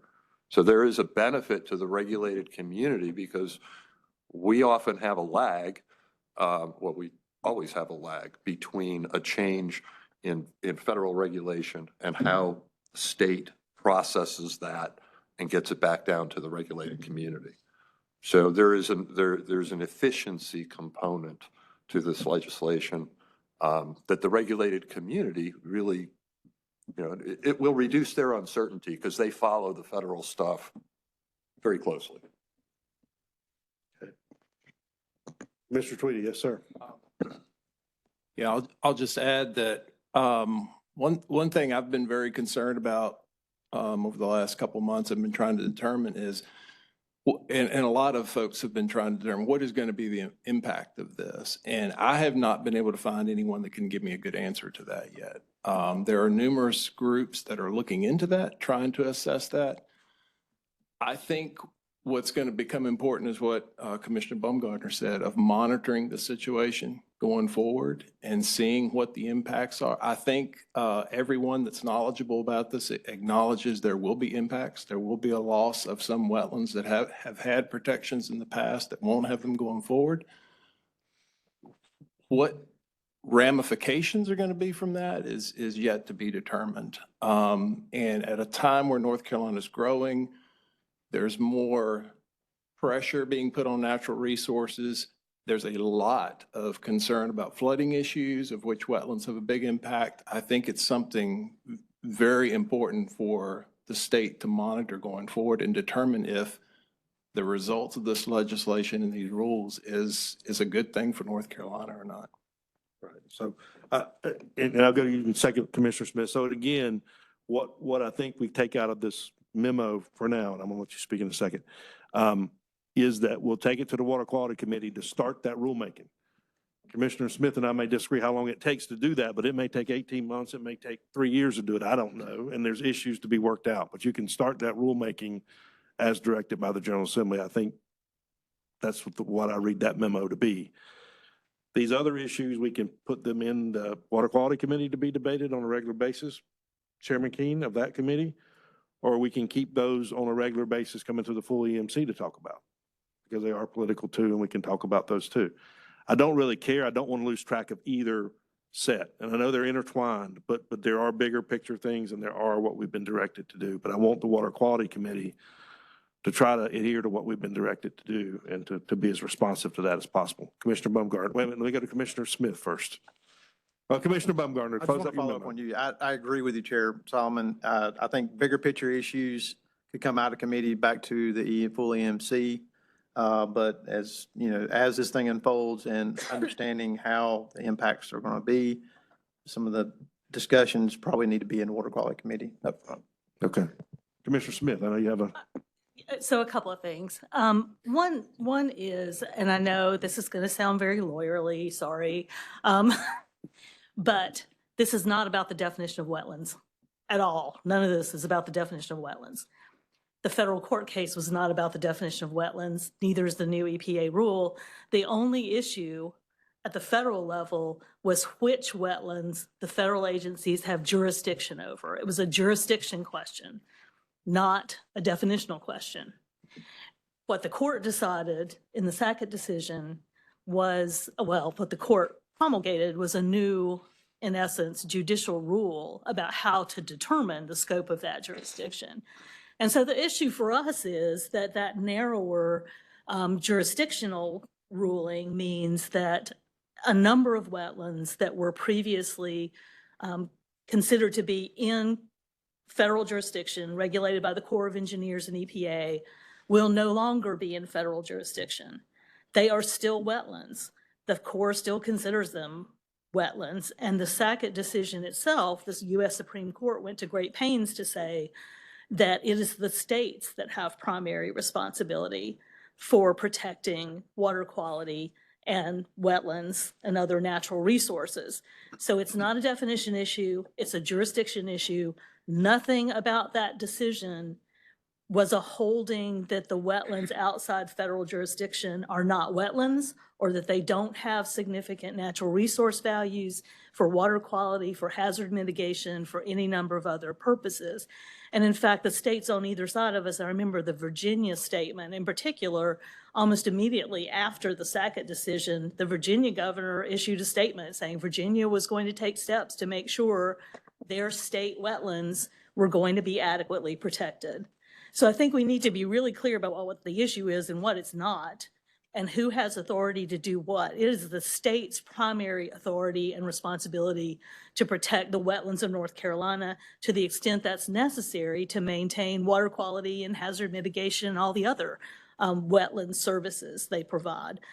Having said that, a couple of weeks ago, I did circulate to commission members a proposed resolution. It's not linked on the agenda, but the gist of the resolution was to just note that the timing of the legislation in the state last year, the Farm Act timing, was such that the bill was filed before the U.S. Supreme Court decision, and the statute was enacted after the Supreme Court decision, but before EPA had promulgated a final rule on jurisdiction based on that Supreme Court decision. So at the time, the provision we're looking at in state law was adopted. Nobody knew what the impact was because there was no federal rule implementing that new decision. And so the gist of the resolution is just to point out that timing concern and the fact that because of the timing, which was no one's particular fault, there was never an opportunity before this provision passed to fully understand what it meant to be limiting state wetlands protection to wetlands in federal jurisdiction. And we really need to understand that. And so the resolution, the gist of the resolution is to say, because of the timing issues, we have never had an opportunity to fully understand the impact of this state law and to encourage the General Assembly to defer implementation until there has been a process to understand fully what those impacts are, what wetlands are affected. One thing to be aware of with that Supreme Court decision, it didn't just affect wetlands, it also affected streams.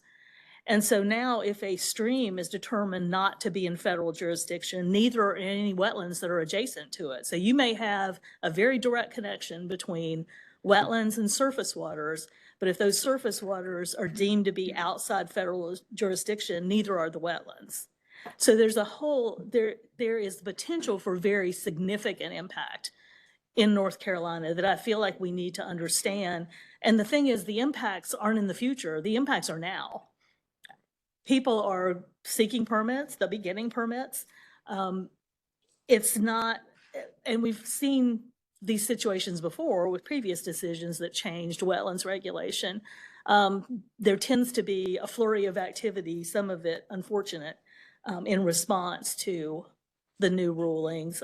We haven't really seen anything like that yet here. I hope we don't, but I think this is not an issue that we ought to be monitoring for 3 or 4 years. No, and we're going, I think, I would let you speak, but I'll go ahead and say I know that Director Rogers has been asked to bring the staff's recommendations forward for that rulemaking in March to the committee. So the committee will be diving into this, and we do see the urgency of making sure not to rush through a decision, but all the issues we've talked about now, how do we make the short-term response to the General Assembly and combine the long-term pieces. So we hear that, and it will not fall behind the wayside from the water quality. I do want to, because we have several new members, but Commissioner Yarborough, I know you've done a lot with wetlands as well, and you may have a different perspective. I kind of saw you lean up there when we started discussions here. So do you have a comment or? Yeah, and dealing with wetlands and nearly my whole career and being on the farm itself, the wetland issue is the way has been interpreted, and I think it's brought up goes back and forth between whoever is in office. The piece that bothered me more than anything, and I think anybody out there on the farming community, was that nexus to the streams. The streams itself, that every drop of water that fell was part of the U.S. federal government's obligation to keep it. When you look at that away from a farm background, who's going to interpret what you can use on that farm when you need it for a farm pond, or you want it for irrigation, or if it's the other piece of it, it's part about farmland preservation too. If you have a piece of property and you can't control it or can't use it, then what are you going to do with it? Anybody that's got a farm today is going to, at least once a month and maybe more often, going to be called from a real estate agent, a developer, to say, do you want to sell? As soon as that ability to produce a crop and can make a dollar, then that emphasis is going to go on to selling it. So to me, the change, putting it back to the state, whatever it takes to get it out of an interpretive situation, is more important than anything. That nexus was what most people in agriculture were against, and of course I was too. I'll leave it at that. So Commissioner Montgomery, yes, sir. Yeah, I just want to respond to both of those. That's a good response. So in some of the discussions I've had with others, the Farm Bill and everything surrounding that predated Sackett. It was, I think a lot of this was in play within the General Assembly even before the Sackett decision and before they knew where the outcome was going to be. So I think that aside, I don't think, from what I understand, Sackett played a role, but it wasn't the reason why the directive was made to default back to federal rule. I agree that we should have protection of wetlands and streams and waters of the state. But my opinion is I think it should be a statutory decision and not necessarily relying on the EMC to develop those rules. So that's just my. Let me close this out with this, is that the one thing that I know, and the old hands here, Commissioner Deerhake, Commissioner Carter, I'll call us old hands, but we are probably in better stead right now as an EMC with folks that know wetlands and practice wetlands and been a part of that. And so this is a big issue, and I'm glad we've got the depth of bench that we have at this point, not only to think about it at a high level, but have actually put their hands on it and do it and be part of it for a living. And so I think that will make these decisions as we go forward with the wetlands debate much more richer and much more relevant to our public, which is ultimately who we serve. So with that said, I'd like to close this out. Is there any other comments on this? Commissioner Deerhake? Yes, ma'am. Thank you. I appreciate the opportunity to speak. I just heard mixed signals here. He said he didn't think that EMC should do any rulemaking on it, but you're saying that we are going to proceed immediately to rulemaking. No, let me clarify. I mean, as far as the definition of wetlands and waters of the state, I think that should be a statutory definition.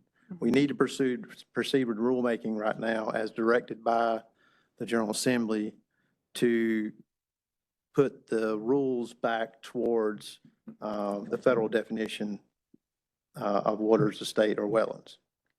That's the rulemaking we're going to start with. And then other discussions beyond that would be in the Water Quality Committee. And then if there are other rules that come out of that we need to develop, then we'd proceed with that. And then I think I've also, in conversation with you, Mr. Chairman, heard you say that you didn't think it was necessarily the intent of the legislature with this action to eliminate state wetlands, state designated wetlands or certain Well, ones. I won't sit up here as chairman and tell you I can interpret the General Assembly. I can't do that. But I do know that I talked to a number of members of the General Assembly that liked a lot of the parts of the state wetlands program or that liked that what we did in 2015, right? And those rules are on the books, and we've had debate about how we interpret those. So to say we shouldn't have a state wetlands program, I've not heard that with concrete certainty from the General Assembly. I've heard that I haven't heard it the other way either, that we should have one. But I do think that is where we're trying to dig into this and talk and help everybody come to an understanding just beyond the definition of all those issues and why a state program or a state approach is also appropriate. But that's beyond what we've been asked by the General Assembly to do right now. Well, then if there are mixed opinions about what the intent of that action was, then I see that it is valuable to go into the proposed resolution that that Commissioner Smith had suggested introducing, so that we can make a clear delineation between what's going to be covered by the federal jurisdiction and what's not, but still falls within the state body of potentially state-regulated wetlands. Yes, and I think we can, if anything with the resolution. The inventory, we basically. could, let me get it to committee. You and I both believe in the CMC and committees. Let us get it to committee. We have the resolution that she sent all of us. I have the one we posted was one that the chair commissioned from Commissioner Baumgartner. There may be other opinions, but let us get it in committee in March and see where we go with it. And I think the resolution or any final action is premature today until this commission has heard all the issues. That's my point. And So, I will just point out that many of the wetlands that fall outside of the Sackett decision, but are still in North Carolina and that are at risk of being lost, wetlands in North Carolina provide not only a flood management resilience function, they remove sediment, they are nutrient management instruments, they are a source for economic hunting incentives, recreation. If you do stated preference studies of the value of wetlands, you're going to see a considerable value put on them for the state. In the Albemarle-Pamlico National Estuarine Program study to look at the valuation of that region, $6 to $8 billion a year in revenue for that, which is primarily low elevation lands. You also look at the research that has been done to support a very successful Chesapeake Bay restoration program. You'll also see the value of those wetlands. And I believe this commission, this state's leadership in recent years has recognized that economic value, and we have to keep that in mind as we work through this. I agree. Thank you. I agree. Thank you. Okay, now you're standing between us and lunch because it's noon. So And that's good, Go ahead, because you got- lunch is agriculture. okay. Every word that she said, if she would substitute farmland for wetlands, would be identical. Pardon me? Everything that you gave benefit to wetlands, if you were substitute farmland would be to wetlands. We're Yes. going to protect wetlands all the time on farmland. Same thing, but we don't talk about that. But when you put EPA or you put a regulatory person onto the farm and they say this is a wetland or we don't like the way you're doing that, then you're going to be limiting that protection that we have on farmland. That is, we're number 2 in the nation losing farmland. So I could not stand it when I heard you say all that, because I'm saying, man, that's great. This substitute. This is not about replacing farmlands. I know that. This is not about And- that. It's just a comment. And all I can say by concluding this is you guys are both on the Water Quality Committee, so Commissioner King, good luck, brother. So let's do this. This is Let's- not about let's all replacing smile and be friendly. farmlands. Let's take 30. It's right at 12 o'clock. Let's come back at 12:30. Let's grab a bite to eat. I think it's ready. Not for the public, but for us. We've got lunch back here. Let's take 30 minutes, then we'll come back and do our last agenda item. We will do director reports and final comments, and then we'll dismiss for the day. No civil remissions today, okay? Hallelujah. Thank you. Can't get this man hangry now. Come on. They can fix that plate and go to 11:09. Oh, yeah. You can fix your plate and go to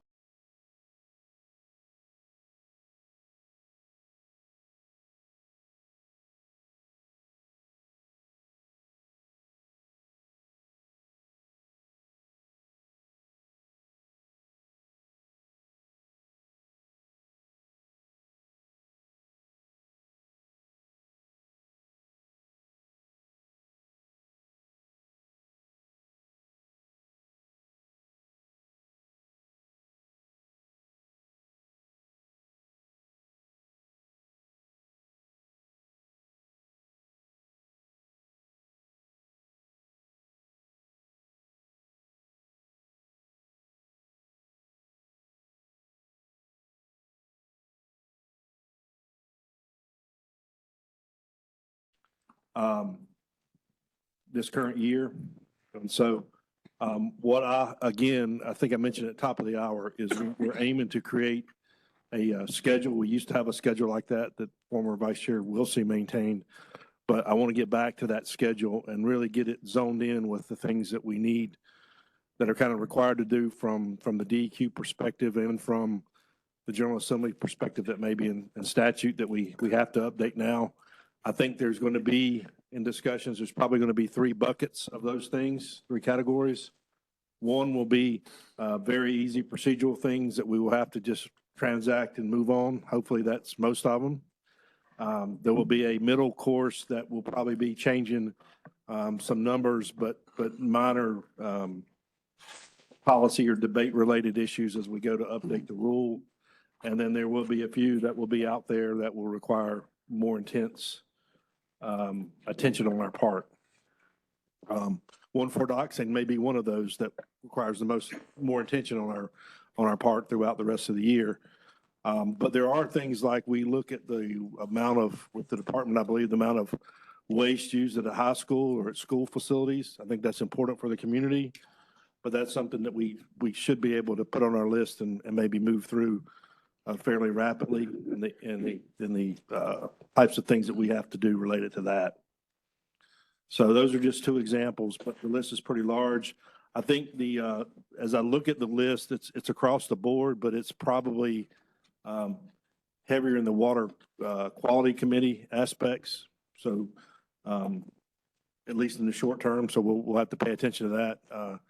Not that you other directors are off the hook, but I know y'all all have a handful of things you got to get done, but Director Rogers has 2 handfuls maybe to deal with. So, but we'll be working through that schedule. I want to give it to either Director Rogers.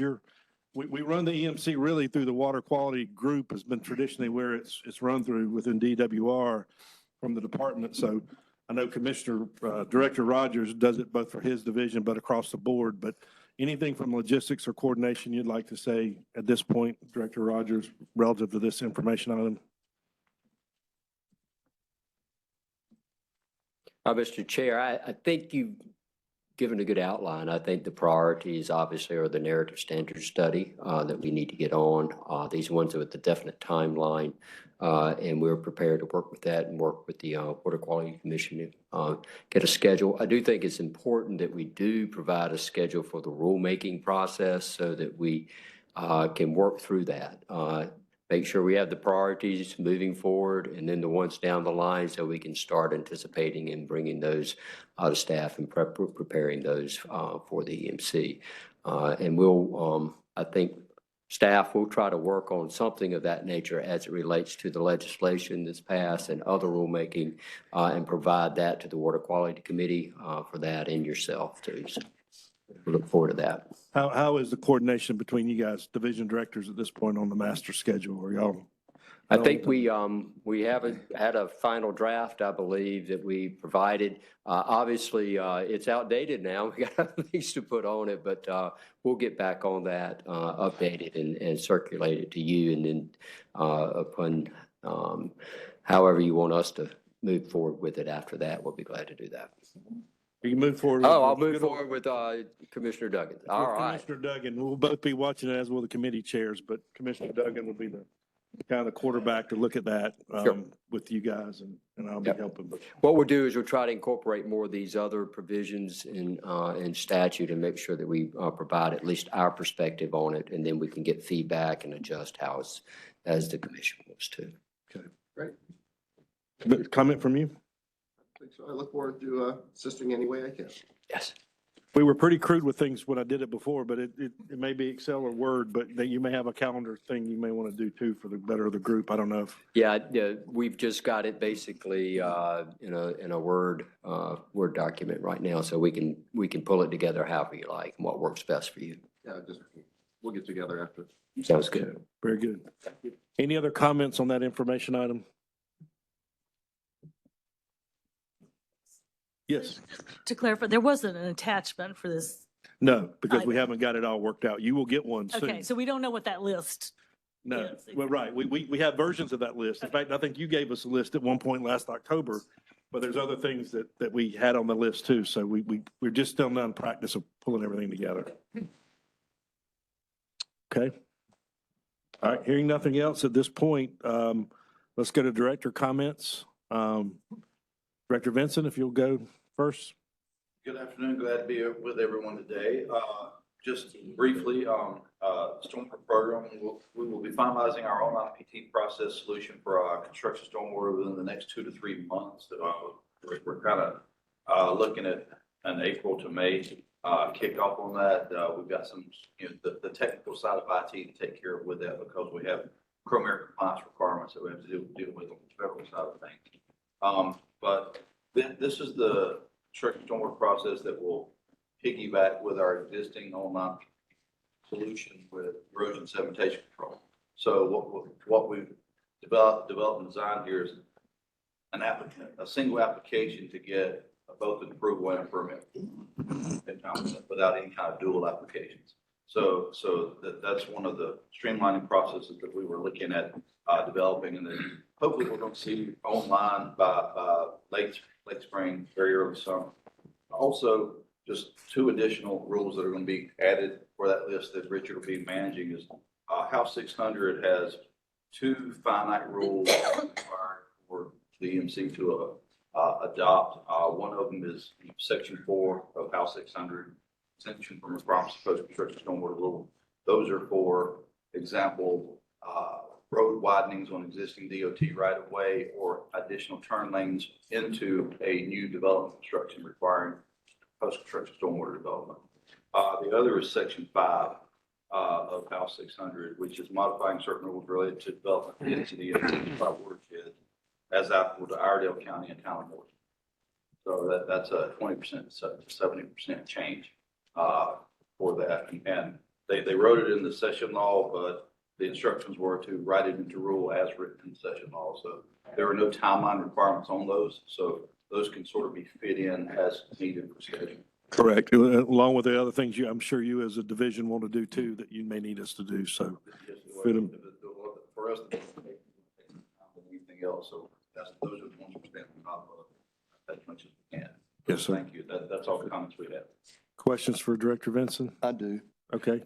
The counties that you mentioned, is this statewide rule implementation or are you just doing those counties? Talking about the exemption, you're talking about the water supply watershed. Water supply watershed is only Iredell County and Town of Morrisville. Gotcha. Okay, thank you. Okay. Director Scott, you just got coached up, so. Director Rogers is helping me out this afternoon, as always. Good afternoon, Mr. Chairman, members of the commission. Just a few updates on behalf of the Division of Waste Management. We are excited to announce a new section chief for our hazardous waste program. That's the RCRA program. Heather Goldman, she comes to us from managing our Eastern Region Compliance Group. So she started back in December, and we're excited about this new role for Heather. As a lot of the committees heard yesterday, we're working on a lot of different fronts related to PFAS. We did recently direct Chemours to expand their private well testing in the Lower Cape Fear region for impacts from the different PFAS coming from that Bladen County plant. Approximately 14,000 additional properties will be eligible for private well testing related to that specific facility. We also continue to expand our Bernard Allen program, which is in Superfund. We're fortunate to get some money from the General Assembly to expand that program scope for private well testing of PFAS and also being able to offer reimbursement for private residences who are putting in filtration systems and want to seek some cost reimbursement for those systems. So we're really excited about that. And a lot of data continuing to come in on the PFAS front with our sanitary landfills in North Carolina, as Jessica Monty mentioned yesterday, sampling for these compounds. A big initiative we have underway with the Division of Environmental Assistance and Customer Service is the next state plan for the state of North Carolina related to solid waste and materials management. So it fits into this narrative on plans and upcoming reports. The Solid Waste Management Act of 1989 established policies and goals to promote methods of solid waste management that are alternatives to disposal in landfills and assist units of local government with solid waste and materials management. So we are reaching out to stakeholders. There's an active survey available on the DEQ website. We're seeking input on what this 2024 through 2034 solid waste and materials management plan needs to include per North Carolina statute. And we'll keep the commission apprised of that.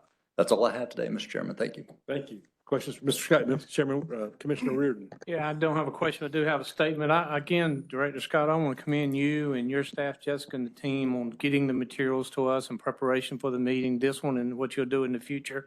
Greatly appreciate your attitude, disposition, and the commitment that you have to this process. It's well recognized and greatly appreciated. Thank you. Thank you, Mr. Reardon. We got a tremendous team all across DEQ, and we really appreciate the feedback. Thank you. Oh, got a couple more. Commissioner Ellison. A quick question. You mentioned that there's some reimbursement to residents who put in their own treatment systems. Where does that money come from? So it's state appropriations. Very good. Commissioner Bailey. Thank you.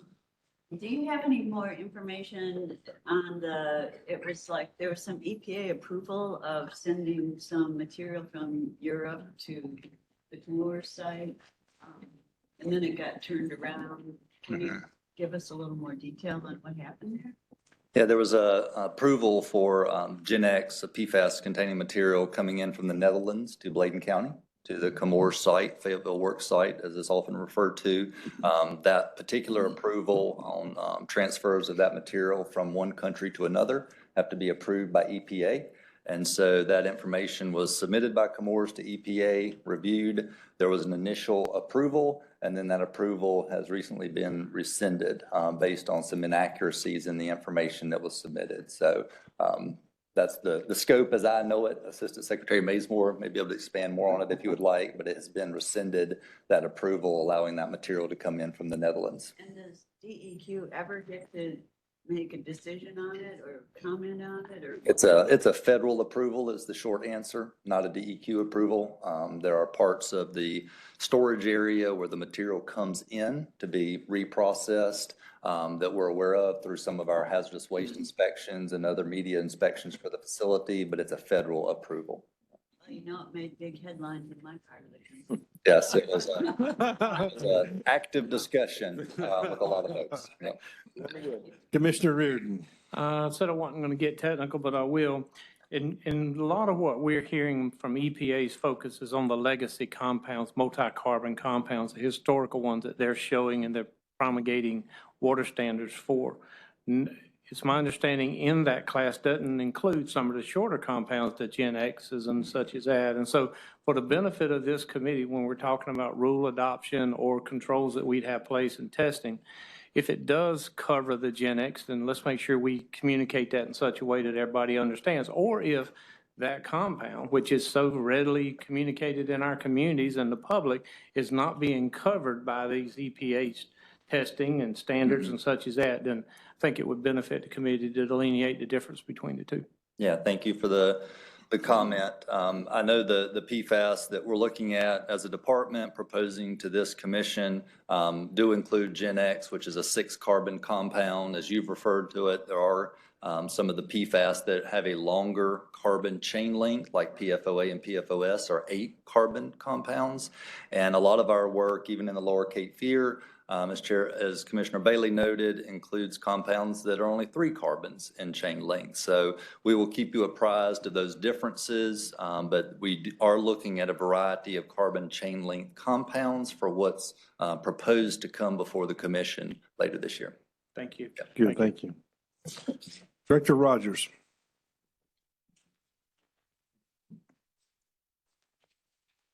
Thank you, Chairman. Wanted to go over a few things. Our staffing is always a big issue with us. We are the biggest division, and I've reported that our staffing is on the rise. That's a good thing. We're at about 13 or 14% vacancy rate, whereas a year ago we were at 23%. Another area of where we're up and integrating staff is the ARPA positions. We have been allocated about 24 of those positions. Now, these positions are focused on ARPA projects. They're time limited. We're in the process of getting ramped up to process more than 450 applications and permits for permits within just DWR. So, sorry, 390 permits is our estimate at this time. So we are working diligently on that and moving forward. In the permitting area, I do want to briefly update you that the final 2023 Federal Clean Water Act's Section 401 Quality Certification Rule went into effect on November 27th. There's a few pieces I want to pull out of that that impacted the program. The requirement of a prior rule required a pre-filing meeting. In the new rule, that pre-filing meeting was eliminated, so we no longer are required to have pre-filing meetings with applicants at this time. We also were able to sync the start dates of the clocks. There's 2 clocks when we're working through 401 certifications, a federal clock and a state clock. We synced those clocks under the new rule, which is a very good thing. We don't have to keep up with 2 different clocks starting and stopping at 2 different times. So we're excited about that. I think it'll be a little more clear where we are. And just to remind you that DWR and the state requirement is that we review these applications in 60 days, and either we issue, deny, or request additional information. Animal feed operations, as I've spoken to you previously, we're in the process of 6 new general permits, and we've been progressing through that. Just wanted to note that we are currently, I told you and discussed with you earlier that January would be issuance of our general permits. However, the general permits that we were planning to issue are now on pause until legal matters are resolved. So we'll be coming back to y'all related to that. With regards to legislation, we've talked about a lot of the pieces today. There's a few others out there too, and as I indicated later, we'll be getting those pulled together, getting staff prepared to provide the water quality committees and others input, and also hopefully a schedule of activity around that as well.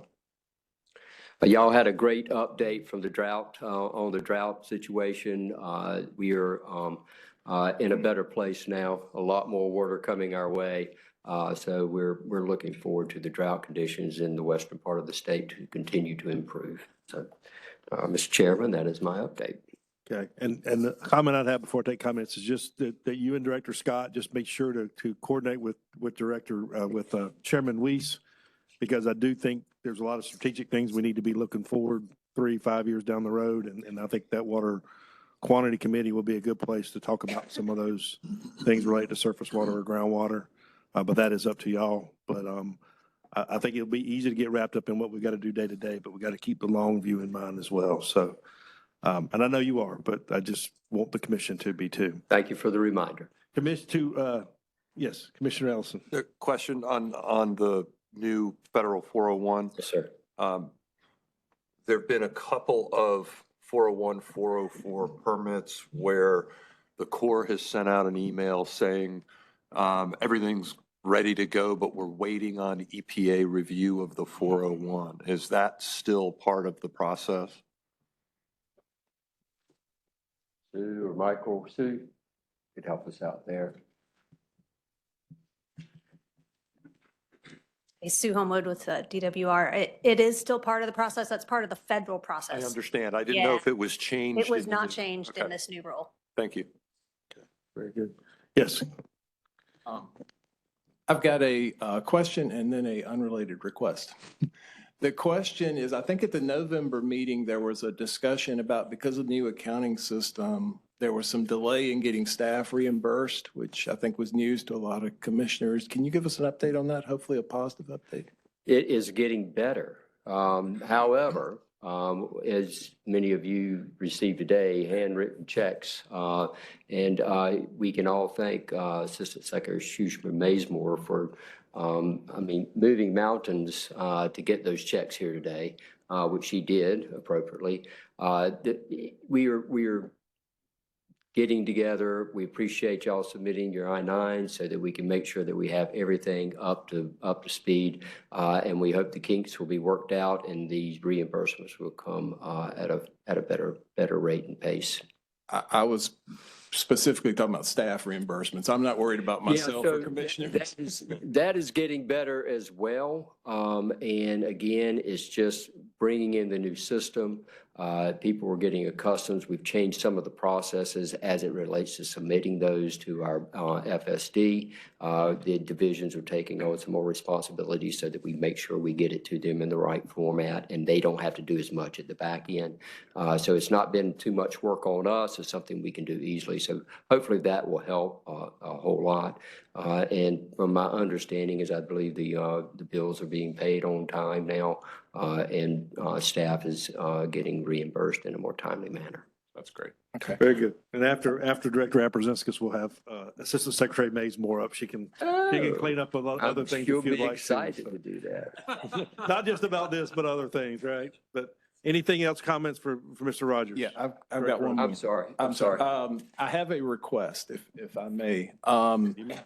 I would like to request the department through their permitting staff, if they can start tracking, if I'm allowed to do this, tracking permit wetland impacts and stream impacts that are being permitted, either approved without requiring mitigation or being approved now that would not have been approved a year ago under the old rules. Does that make sense what I'm asking? Yes, we could track what we get in. So Right. I'm not sure that there may be all things applications that that may we not got in the past, but yes, we can. And we will be as a follow-up to the conversation, I think we'll be working on trying to figure out how we can present that information and look at the impacts. I would love to hear from Sue, but I think it's extremely important that we try to document what the impact is of the new legislation and the new rules that are going to come. And I think the only way to do that is to try to do some kind of tracking of what's occurring. Because I think prediction models and that type of thing are going to be very limited. Could I just ask for clarification? Are you referring to because of the change in the definition of wetlands? Yes. Okay. I don't I don't know how much we will be able to track because there is no requirement for anyone to report those to us. But and I might be wrong, but my understanding is a lot of the delineation requests that are going in now are showing to Commissioner Smith's point earlier, they are showing wetlands. A lot of them are being asked to show wetlands, but distinguish between what they're considering jurisdictional and not jurisdictional. We do see a small percentage of Okay, that's a those. small It will be a number. very small percentage where they overlap, and we may have opportunity to see that there are non-jurisdictional wetlands on a site. But the vast majority will not require any documentation. They that won't we- even that the require a state will permit see. submittal, period. Okay. Commissioner But we can King. do the best we can. Okay, thank you. Commissioner Twitty, I'd like to add something to your request. It's been almost a year ago where there was some concerns, particularly in eastern North Carolina, with municipalities and counties identifying wetlands. And the mapping piece came to surface at that time to see what mapping areas in eastern North Carolina, behind you, that big map of wetlands there in eastern North Carolina, where were they and how were they overlapping? Somewhat of what we saw yesterday in one of our presentations, as far as there was a presentation yesterday, it showed overlapping in the mapping area. So this has been talked about, and we are going to be on that very, very, very soon. Okay, so we have a request, and I think y'all have been moving in that direction too. Water Quality Committee's moving in that direction. Yeah. Satisfactory to you, Commissioner Tweedy? Yeah, to the extent you can. Very good. Okay, Commissioner, Director Abrazinskis. My brain's switching over today, not well. Thank you, Mr. Chairman, and good afternoon, Commissioners. A few quick updates this afternoon. On the federal regulatory actions front, if you looked at EPA's unified agenda in the fall, about half of the actions across all media programs at EPA are air regulations in the queue. So right now, we're following 9 federal regulations that are undergoing interagency review at the White House Office of Management and Budget. 7 of those are final regulations. 2 of those are proposals, including, and they include the reconsideration of PM 2.5 National Ambient Air Quality Standards. We've talked about that possibly coming soon in committee, the last couple of meetings. We're anticipating that will be finalized by EPA by the end of the month. There are also the GHG standards for heavy-duty vehicles. There are amendments to the Chemical Accident and Risk Management Program. There's a secondary NOx SOx PM National Ambient Air Quality proposal that's expected by April. So a lot for us to be following in the division, and certainly those 2 NACs, final rule and proposal, have the potential to have a significant impact on the state depending on the specifics of those final rules. So we'll keep tabs on that. Our division continues to think through and work through kind of what if scenarios for that final PM 2.5 NACs. We talked a little bit about that in committee as well. We're doing some preliminary planning and task assignment for the year ahead to prepare for that process and the possible designation process. Some of our preliminary work focused on the impact of the Canadian wildfires from 2023. We analyzed the data from our Raleigh Millbrook PM 2.5 monitoring site, showed the top 15 days of PM concentrations at that monitor here in Raleigh. The top 15 days were all influenced by Canadian wildfire smoke. So we'll have some work to do if we end up above the level of the final standard. Next, I'd like to give an update on the climate pollution reduction grant efforts. As you all heard during previous meetings, DEQ is the lead agency for the climate pollution reduction grants, or CPRG program. This is one of the grant programs under the Inflation Reduction Act, or IRA, and it's focused on providing grants to states, locals, and tribes to develop and ultimately implement GHG reduction measures. A multi-agency group led by DEQ is working on this. We've worked on an application, a work plan submitted to the EPA. It was approved, and ultimately, we're now working toward a final priority climate action plan, which is required as a step in this process by March 1st of 2024. So our team is working toward that objective. We're working with our colleagues with the State Energy Office to synthesize and prioritize the potential GHG reduction measures from the many state planning documents that we've developed over the last 15 years. And this Priority Climate Action Plan has to take into consideration a number of factors that are specified by EPA for the program requirements. And our team just concluded this week a series of stakeholder meetings, again, with our colleagues in the State Energy Office. And we're expecting to put out a list of priority reduction measures for public comment very soon, prior to finalizing that plan by March 1st. Just on the heels of that, the Phase 2 implementation grant applications will be due to EPA on April 1st. That's the bigger pot of money where we would compete for grant dollars that would enable full implementation of the measures that we have in our priority plans. There's more information at a link that I provided in my written remarks. Staffing continues to be a major issue for our division. We are now at a recent high in vacancies, 36 vacancies in our division. And if you add to those several people out on extended medical leave, we're over 40 people not working for the division. And that's a 17 to 18% vacancy rate. Base salaries or limited or no salary reserve continues to be the major central issue for recruitment and retention for our division. Some good news on the staffing front. We're excited to announce the promotion of Brian Phillips as our new Technical Services Section Chief. This was effective January 1. Brian has nearly 30 years with 30 years of air quality experience, 27 years with the division. He most recently led our administration of our state share of the Volkswagen settlement funds. He's a former DAQ Employee of the Year winner, and he represents the department on the Wake STEM Early College High School Business Advisory Board, where he's hosted 14 high school seniors from that school as summer interns in our division since 2016. So we're really proud of that work and all the work that he's done and excited about his future in that position. Brian replaced Steve Hall, who retired on December 31st. And then finally, a few recognitions for some of our staff. We're happy to recognize Sarah Kreuzer and Katie Quinlan as being named recipients of the DEQ Distinguished Employee Awards earlier this week amongst 14 other DEQ colleagues.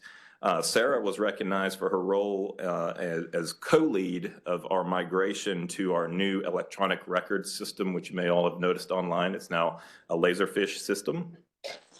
And Katie Quinlan, who you know is our Rules Development Branch Supervisor that many of you see presenting here at the Commission from time to time. She was recognized for her outstanding work leading the development of 2 fiscal notes on certain rulemaking efforts under really tight timelines and significant data constraints in 2023.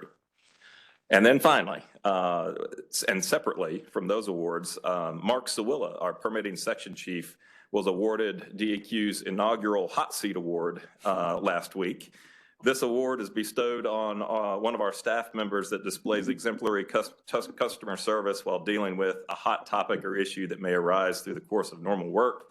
It's a way to recognize hard work on an especially time-sensitive project or one with a lot of impact to the division, stakeholders, and the public.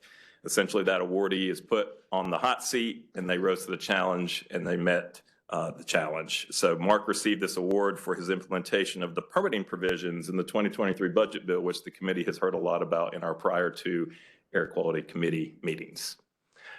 So that's all for today. Thank you. And let's go to Commissioner Reardon. He had his hand up first. So Commissioner Reardon. I will say I anticipate more hot seats awards based on our comments at this committee meeting. But one of the questions I have with these Canadian wildfires and the smoke coming in and its effect on North Carolina air quality, is there any precedent that EPA removed that? Because that's an event beyond our ability to control within the United States. That's from another country. And then it puts North Carolina in this issue of how many days we were in a CDCs or whatever the word is. You know, it seems reasonable to me that North Carolinians shouldn't have to put measures in place to mitigate against something such as this that's from another country coming into the United States. How does that work? Is there any precedent on removing that data? So yes, sir. Very, very good question. There is a federal rule called the Exceptional Events Rule. Okay. And one becomes eligible to use that rule and policy when you have events like that cause something of regulatory significance. So if the PM standard is lowered to a level that we now have monitoring sites that would be above that new level of the standard, that would be something of regulatory significance and make us eligible to apply that rule and do exactly what you've noted and suggested there. And that is we can treat the data and run the calculations in a way that excludes the days and the data that were influenced by those exceptional events such as wildfires or international wildfires or even domestic wildfires. So that's something we're very carefully looking at, we're analyzing, but the triggering event hasn't occurred yet, and that is we're not in violation of any standard. Right. But if the EPA lowers it to say 9.0 micrograms per cubic meter, the annual standard, then we would have some sites that are over that level, and we would be looking at doing this analysis. We're already doing some of the preliminary analysis now. Thank you for that. Yeah, thank you. Thank you. Commissioner Carter. Yeah, just a quick question. That climate priority program or report you're working on says due March 1st of this year? Yes, sir. Where does that requirement come from? It's a grant program that was developed under the Inflation Reduction Act. Okay, so if you got a grant, IRA. if you have a grant, then you had to do the, okay. That's correct. The first phase were planning grants given to any state that raised their hand that were not those are not competitive. Also, some local governments were able to get some of those planning grants. And then the second phase, which is really what we're focused on here, is that's the competitive large pot of money that we'll be applying for that allows a state and a local government to implement measures that you put in your plan. Yep. Additional questions for Director Abrazinskis? Okay. Oh. Commissioner Deerhake. I understand y'all are having a meeting soon on environment. I understand y'all are having a public meeting soon on the environmental justice grants.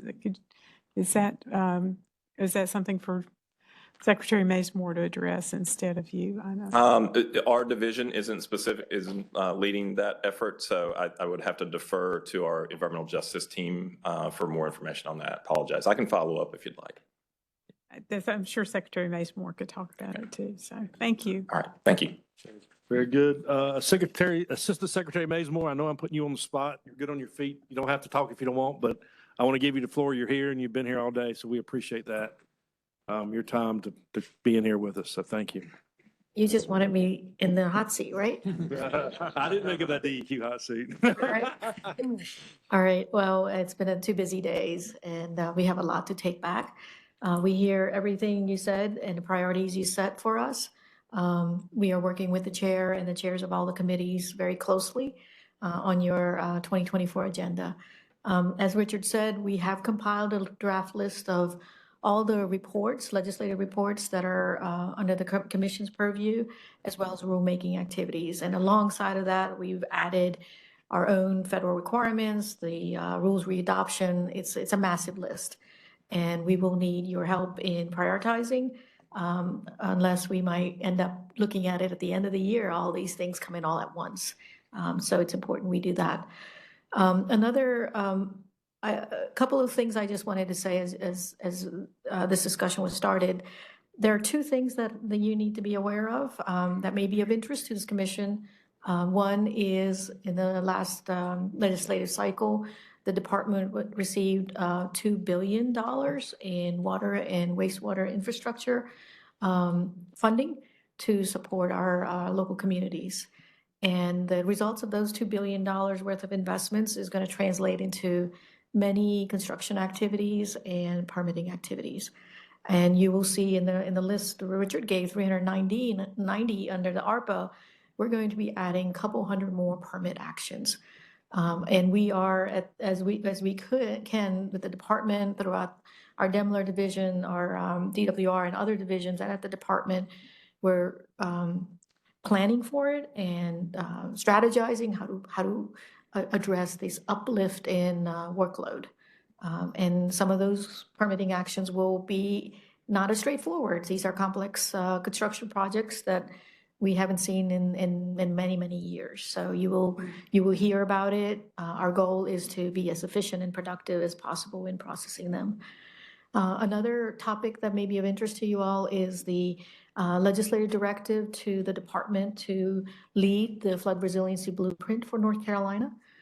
This is a transformational tool, a planning effort that we as a state are one of very few across the nation that are trying to look at a comprehensive, holistic way of planning for flood-related impacts to our infrastructure, to our natural system, and so on. And we've had over 200 plus folks over the last year, 2 years, that have participated in a robust process led by our department and division staff. We are delivering a report for the legislature in December. The outcome of that is going to be a series of tools that are going to allow local governments, the legislature, decision makers on prioritizing projects that provide resiliency from flooding events. So there are some connected points. Many of these modeling activities and resources that are produced from this multi-million-dollar effort will be applicable to water quality planning, towards the wetlands protection. We talked about that a lot, and I see a cross-pollination of that knowledge. So as a state, we are holistically looking at the same data set. And then finally, I'll just say communication is for us most important. And so if there's anything you hear that you want clarification that is not consistent with what we're hearing from us, we're happy to provide that insight. Please call me up, any of our directors up, and we're happy to enlighten you, especially if there's controversial topics. You're hearing one thing from one group, another from another. Our goal is to inform and communicate on the accuracy and reliability of what we think, and we're happy to learn from you all what we may be missing. So I want to pass that message. Thank you. Questions for, yes. Yes, one of the questions I have, and I'll go back to my previous work at the Department of Ag, but in many of the hurricanes, it wasn't the hog lagoons that were overtopping. In many cases, it was wastewater treatment plants that were located in the 105-year floodplain. Will these monies that's made available from the legislature, will those wastewater treatment plants have access to those funds to put some mitigation measures in or whatever's possible so that we don't have the number that overtop in these wastewater treatment plants that we've had in the past from floods? Some of the water and wastewater infrastructure funding from the SRF funds, which are just state revolving funds, as well as the earmarks, they can be used for that kind of planning purposes. But in the flood resiliency blueprint, the legislature has set aside funding for specific projects. And out of the blueprint, which is the tool and technique for prioritizing actions, these kind of projects would be eligible. What we don't know, because the need is so vast, and I believe there's 100 million that's been set aside for actions. How do you prioritize that? And this tool is going to help with that. So ultimately, those kind of projects and other local issues could be eligible under this legislative mandated set-asides. I would only say that's a very significant issue. You know, in many cases, agriculture has been appropriately characterized as contributing to major environmental issues from some of its infrastructure that it has for agriculture, when in fact it was wastewater treatment plants that played a significant impact in that. So I hope those funds are made available and there is able to prioritize how that work and those monies are spent in a way that has the biggest public health impact. Mr. Chairman, can I mention one thing? Yes, A follow-up. I mean, my understanding is most of that $2 billion was earmarked in the state budget. So the department actually doesn't have a great deal of discretion. But it would be helpful, I think, for us to know what those projects are just by category. So what is it that money's going toward and sort of by nature of the project? Because I don't have a good sense of that. I've seen the list, but. Mm-hmm. You know, what might be helpful is we can prepare an inventory. I'm looking at Richard, all the water and wastewater infrastructure funding in the last 2 years, 3 years from the 2 federal major congressional acts. as well as the state appropriations that I just mentioned. And it would be good to know that the world today is going to change for many of our systems. And we can categorize them by location and also type of activities and where. And Commissioner Reardon, I wanted to just respond back to your question. You're absolutely right. And we, especially in the eastern part of North Carolina, we had some wastewater discharges that occurred in Hurricane Florence and Matthew. Right now, the blueprint is producing a framework for the Neuse River Basin. And you may already know, a lot of work is already happening and we're learning off of that. Eventually, the work will pass on to the Cape Fear River Basin and about 5 others. And we have a plan, a phase 2 plan, a phase 3 that's underway to enable the data resources to support flood planning. Thank you Okay, very much. Thank you. Still questions? Somebody get, Commissioner Derrick, I was getting briefed on something else. So about my environmental justice question, could you just tell us briefly, not only the federal funding that's become available for grants, but also the redesign of the environmental justice program, the advisory board that was originally contained in DEQ and now how it's broadened? Yeah, I'll speak at a large high level, as I'm not, I haven't talked to our people with the latest and the greatest regarding the grants. We did apply for one EJ grant. We did not receive it. We're learning off of that application, and I believe our team is already working on other pursuits to go after additional money. On the EO related to EJ, we are required in the next couple of weeks to provide an agency response on the changes that we're making and our priorities in terms of how we would be making those changes. So we're happy to provide an update to this commission as needed on our overall plan looks like. But it's moved from its home being strictly in DEQ to That is covering right. more agencies. Right. The Environmental Justice Board that was started in DEQ under the Title VI settlement is now part of the overall cabinet agency Environmental Justice Board. Yeah. And collectively they're creating priorities. Commissioner Ellison. Thank you. I'm glad to hear you're getting more permitting people, excuse me, ahead of this ARPA tidal wave that you're about to get. A lot of folks don't know, but the ARPA funded projects have very hard deadlines.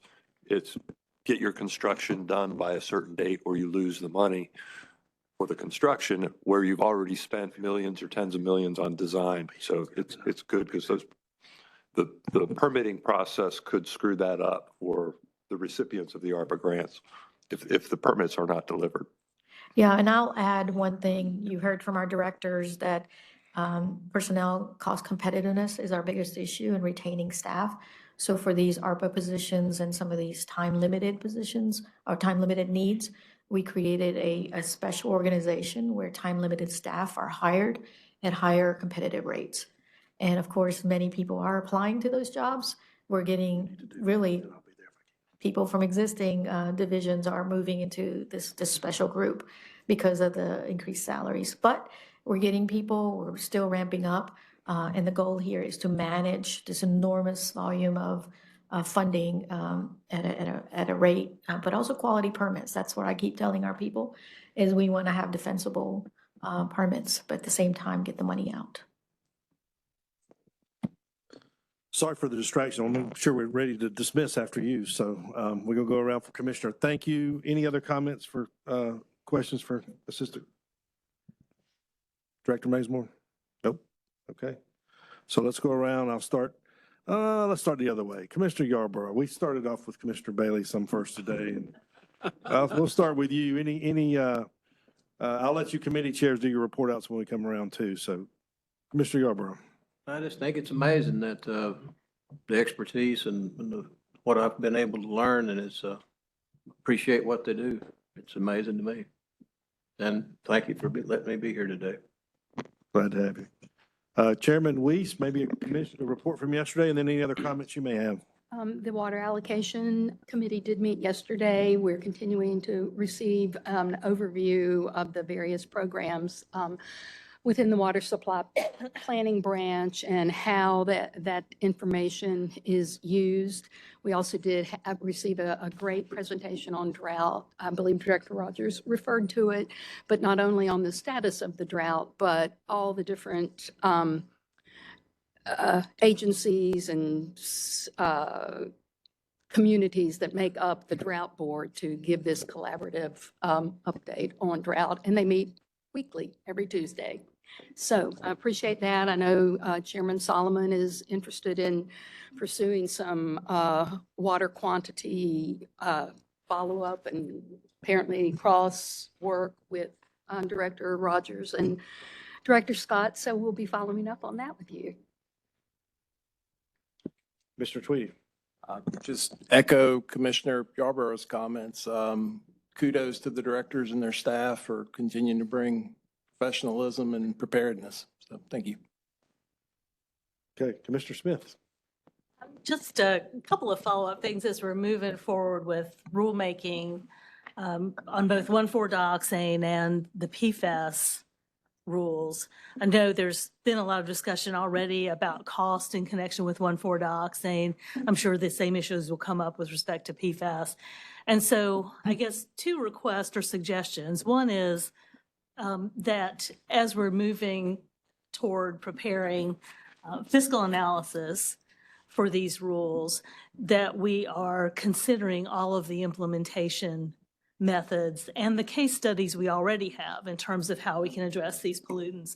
Because as those of you who are in the Water Quality Committee yesterday saw, we've already worked with 3 local governments at High Point, Reidsville, and Greensboro to deal with spiking levels of 1,4-dioxane and successfully got those levels way down without requiring any new control technology at those wastewater treatment plants. So we've got a variety of tools to use, and I want to be sure we're not focusing our fiscal analysis on the assumption that everyone who has a standard will have to put on control technology. That has not been the case so far. It won't be the case in the future. That's going to vary to some extent. But anyway, just to make that suggestion with respect to fiscal analysis.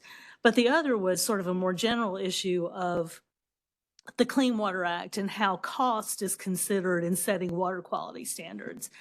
And I think it might be helpful for the commission as a whole to hear a presentation about that, because my understanding of the Clean Water Act is that cost is not a consideration in setting the water quality standard, that the water quality standard is to be set based on the levels necessary to protect human health, aquatic life, maintain physical, biological, chemical integrity.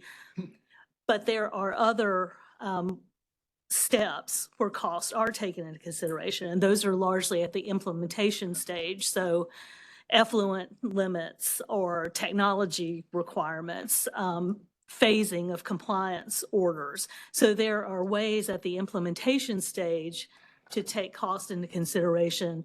But I guess my understanding has been the Clean Water Act does not make that a factor in setting the water quality standard initially. So I think it would be helpful to have maybe a presentation on that and some discussion on that, so at least we're all starting from the same set of assumptions. And I'd be interested to hear, the opinions of other lawyers who work in that area, to make sure we're not putting the focus in the wrong place. I mean, clearly cost is something we need to think about, but it's also really important that we're thinking about it in the right context at the right step. I've added that second one to the list of things that we need to have a special session or some meetings on, and so we'll do that. The other one, I'll say, the other resource we do have that I have looked at and worked with on other states, but the 3M settlement on PFAS, getting away from 1,4-dioxane, all the utilities had to decide whether they were going to be part of that 3M lawsuit or not. So they were going to get a certain amount of money if they got into it, the class action, and whether to forego that. And so there's been a lot of utilities already making the calculations on PFAS about whether to join the class action or stay out, because they can estimate how much the PFAS cost would be. So there may be additional resources here outside the department we can get for that. Now, I think your consultants that the state's using probably has some of that information too. I hope they do. So to your first point, we will address that too. Okay, Commissioner Reardon, Chairman Reardon first, your committee met yesterday and give that report out and then maybe any other observations. Let's start with that. Our committee, Groundwater and Wastewater Management, did meet yesterday. We didn't have any action items. We did have several presentations around PFAS. It seems to be something that's going to be on our mind.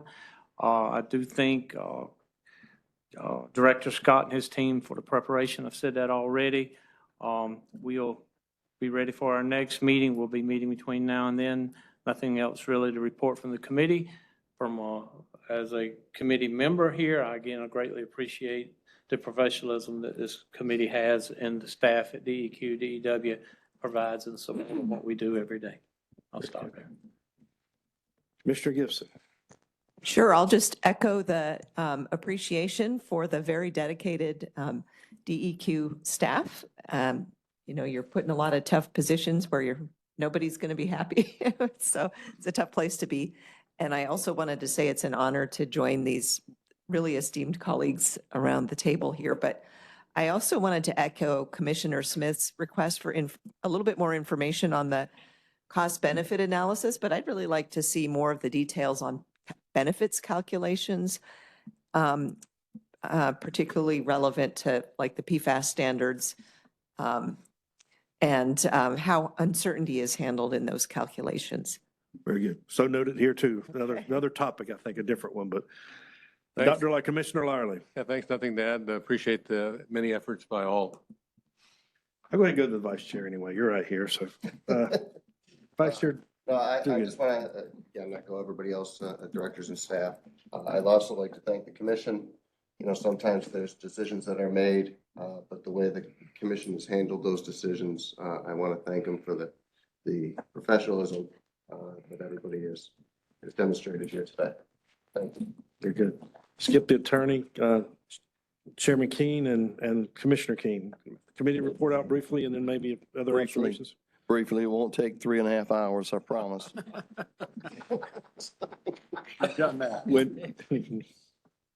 When we adjusted the course in November, it gave the chair to locate within the commission those who, under his direction, he singled me out. I was in groundwater and waste management, and he told me to come over, and he says, I'm not going to download you. I'm going to upload you. I'm going to set you on a tee and tee you off like a golfer. And that's what he did. And the first person I went to was the director to Richard and said, look, this is where we are. And this is what the chair has put before me. And this is huge. I mean, these are just trying to review. It's a big deal. And yesterday we met and we went through, we took an item off. That was an action item. I think there was only 3 people who sitting at the Horseshoe who weren't there. So I think everyone knows that the premise of that. And I think from today, we see why that was done. Very complex. And it's complicated. There are a lot of complicated factors, and that has been brought to me as the committee chair through the committee members. And we have on our committee, we have a great lane of narrative standards. We have water allocation, river basins with Miriam, and agriculture, waste management with both Joe and Bill. And Tim Baumgartner today with his wetland report, wastewater, and Kevin Twitty with stormwater standards. I think we've got it covered, Mr. Chair. I think we do, but I've indicated to staff that we're not going to wait until March to do anything. I know we've got our marching orders, the triennial review, the 1.4 dioxin, semi-annual progress report on the dioxin yesterday, PFAS. It's becoming it's huge. We touched on wetlands yesterday. We brought that up again today. Wastewater flow rate, something, these session laws that we have to jump on those right now. And with all of that said, Mr. Chair, is that we're excited. We're going to be busy. We're going to be really, really busy. And I've already asked Director Rogers to be ready for that. So after this meeting, we will get together and we will be at a fast run, not just a walk or a trot. We're going to be racing to get all these done. Thank you. Thank you. Yes, sir. Mr. Ellison. Well, between yesterday and today, I'll just quote Mr. Spock and just say, fascinating. No further comment. Commissioner Deerhake, you can't top that one. Thank you. Before I talk about basins, which the chairman's asked me to work on, both chairmen, I will add to the fiscal note cost benefit analysis emphasis. I've advocated for a long time, and I think the staff is starting to make progress, and I'd like to see continued progress.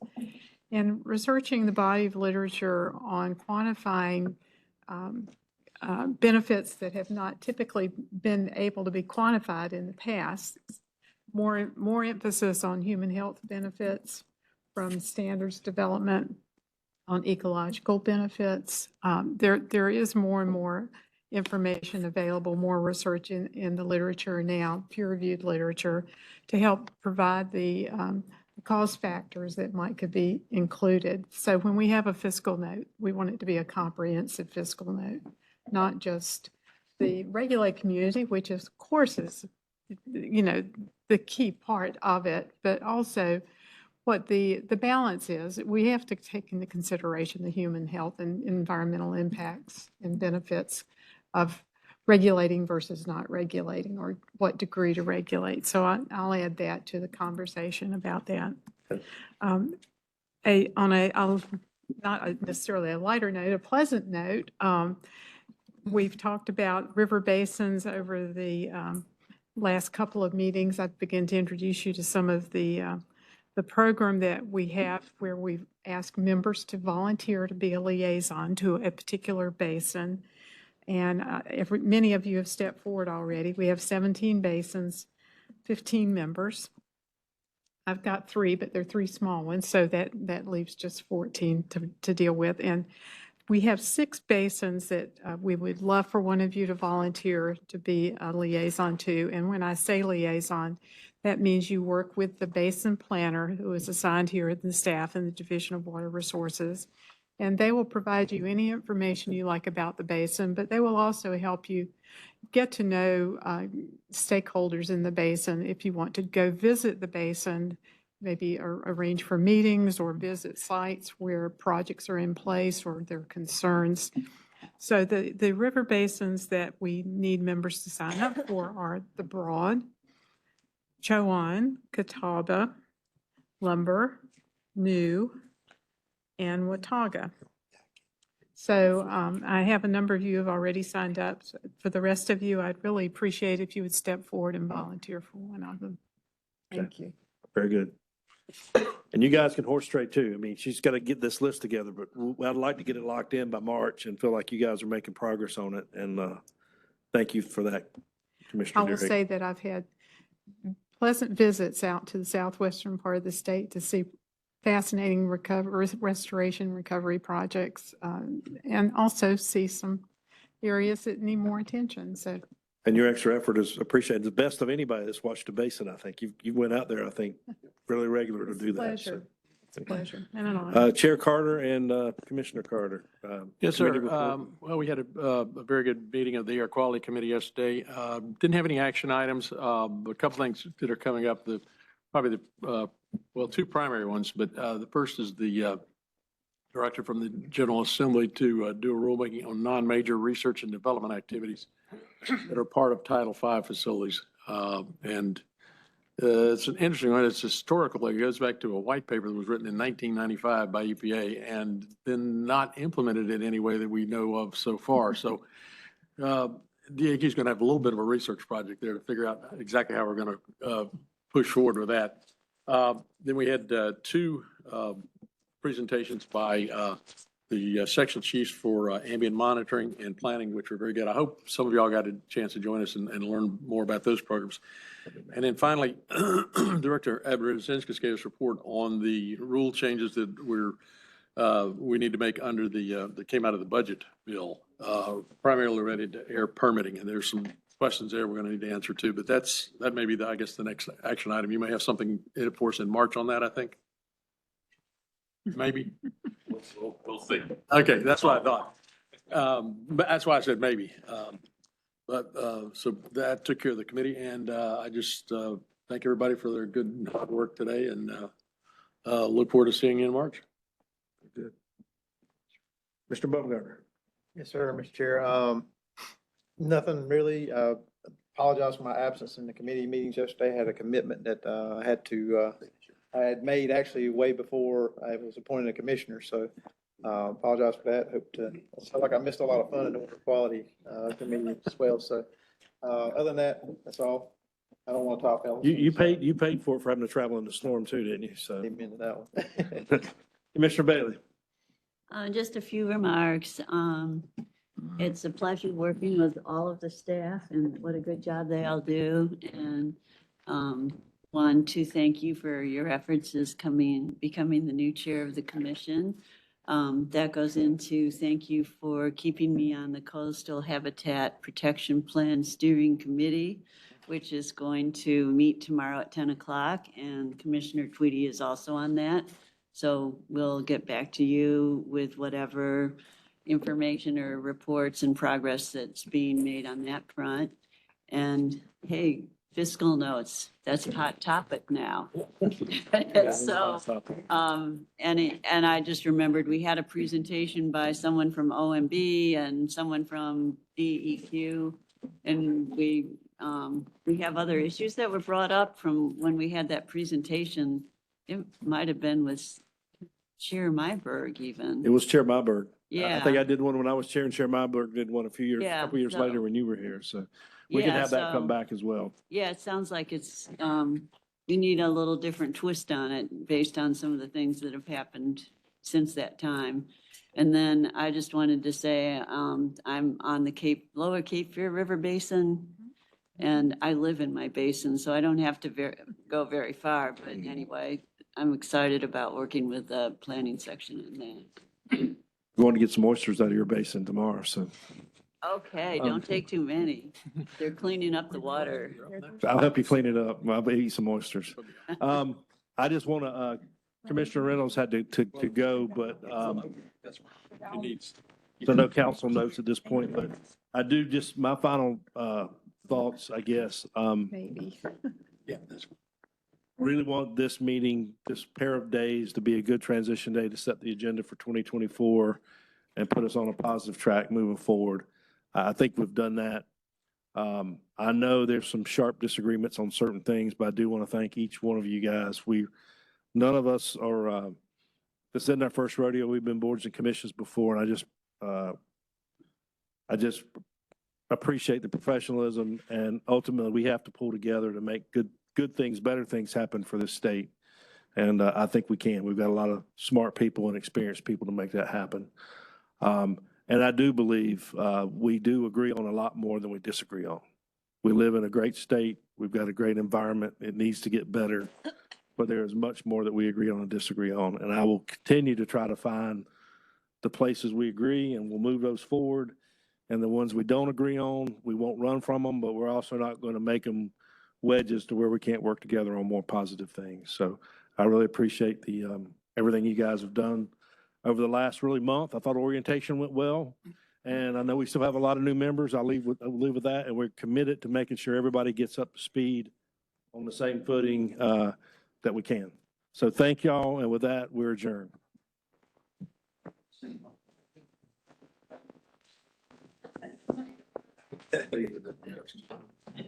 By the way, I'm sure.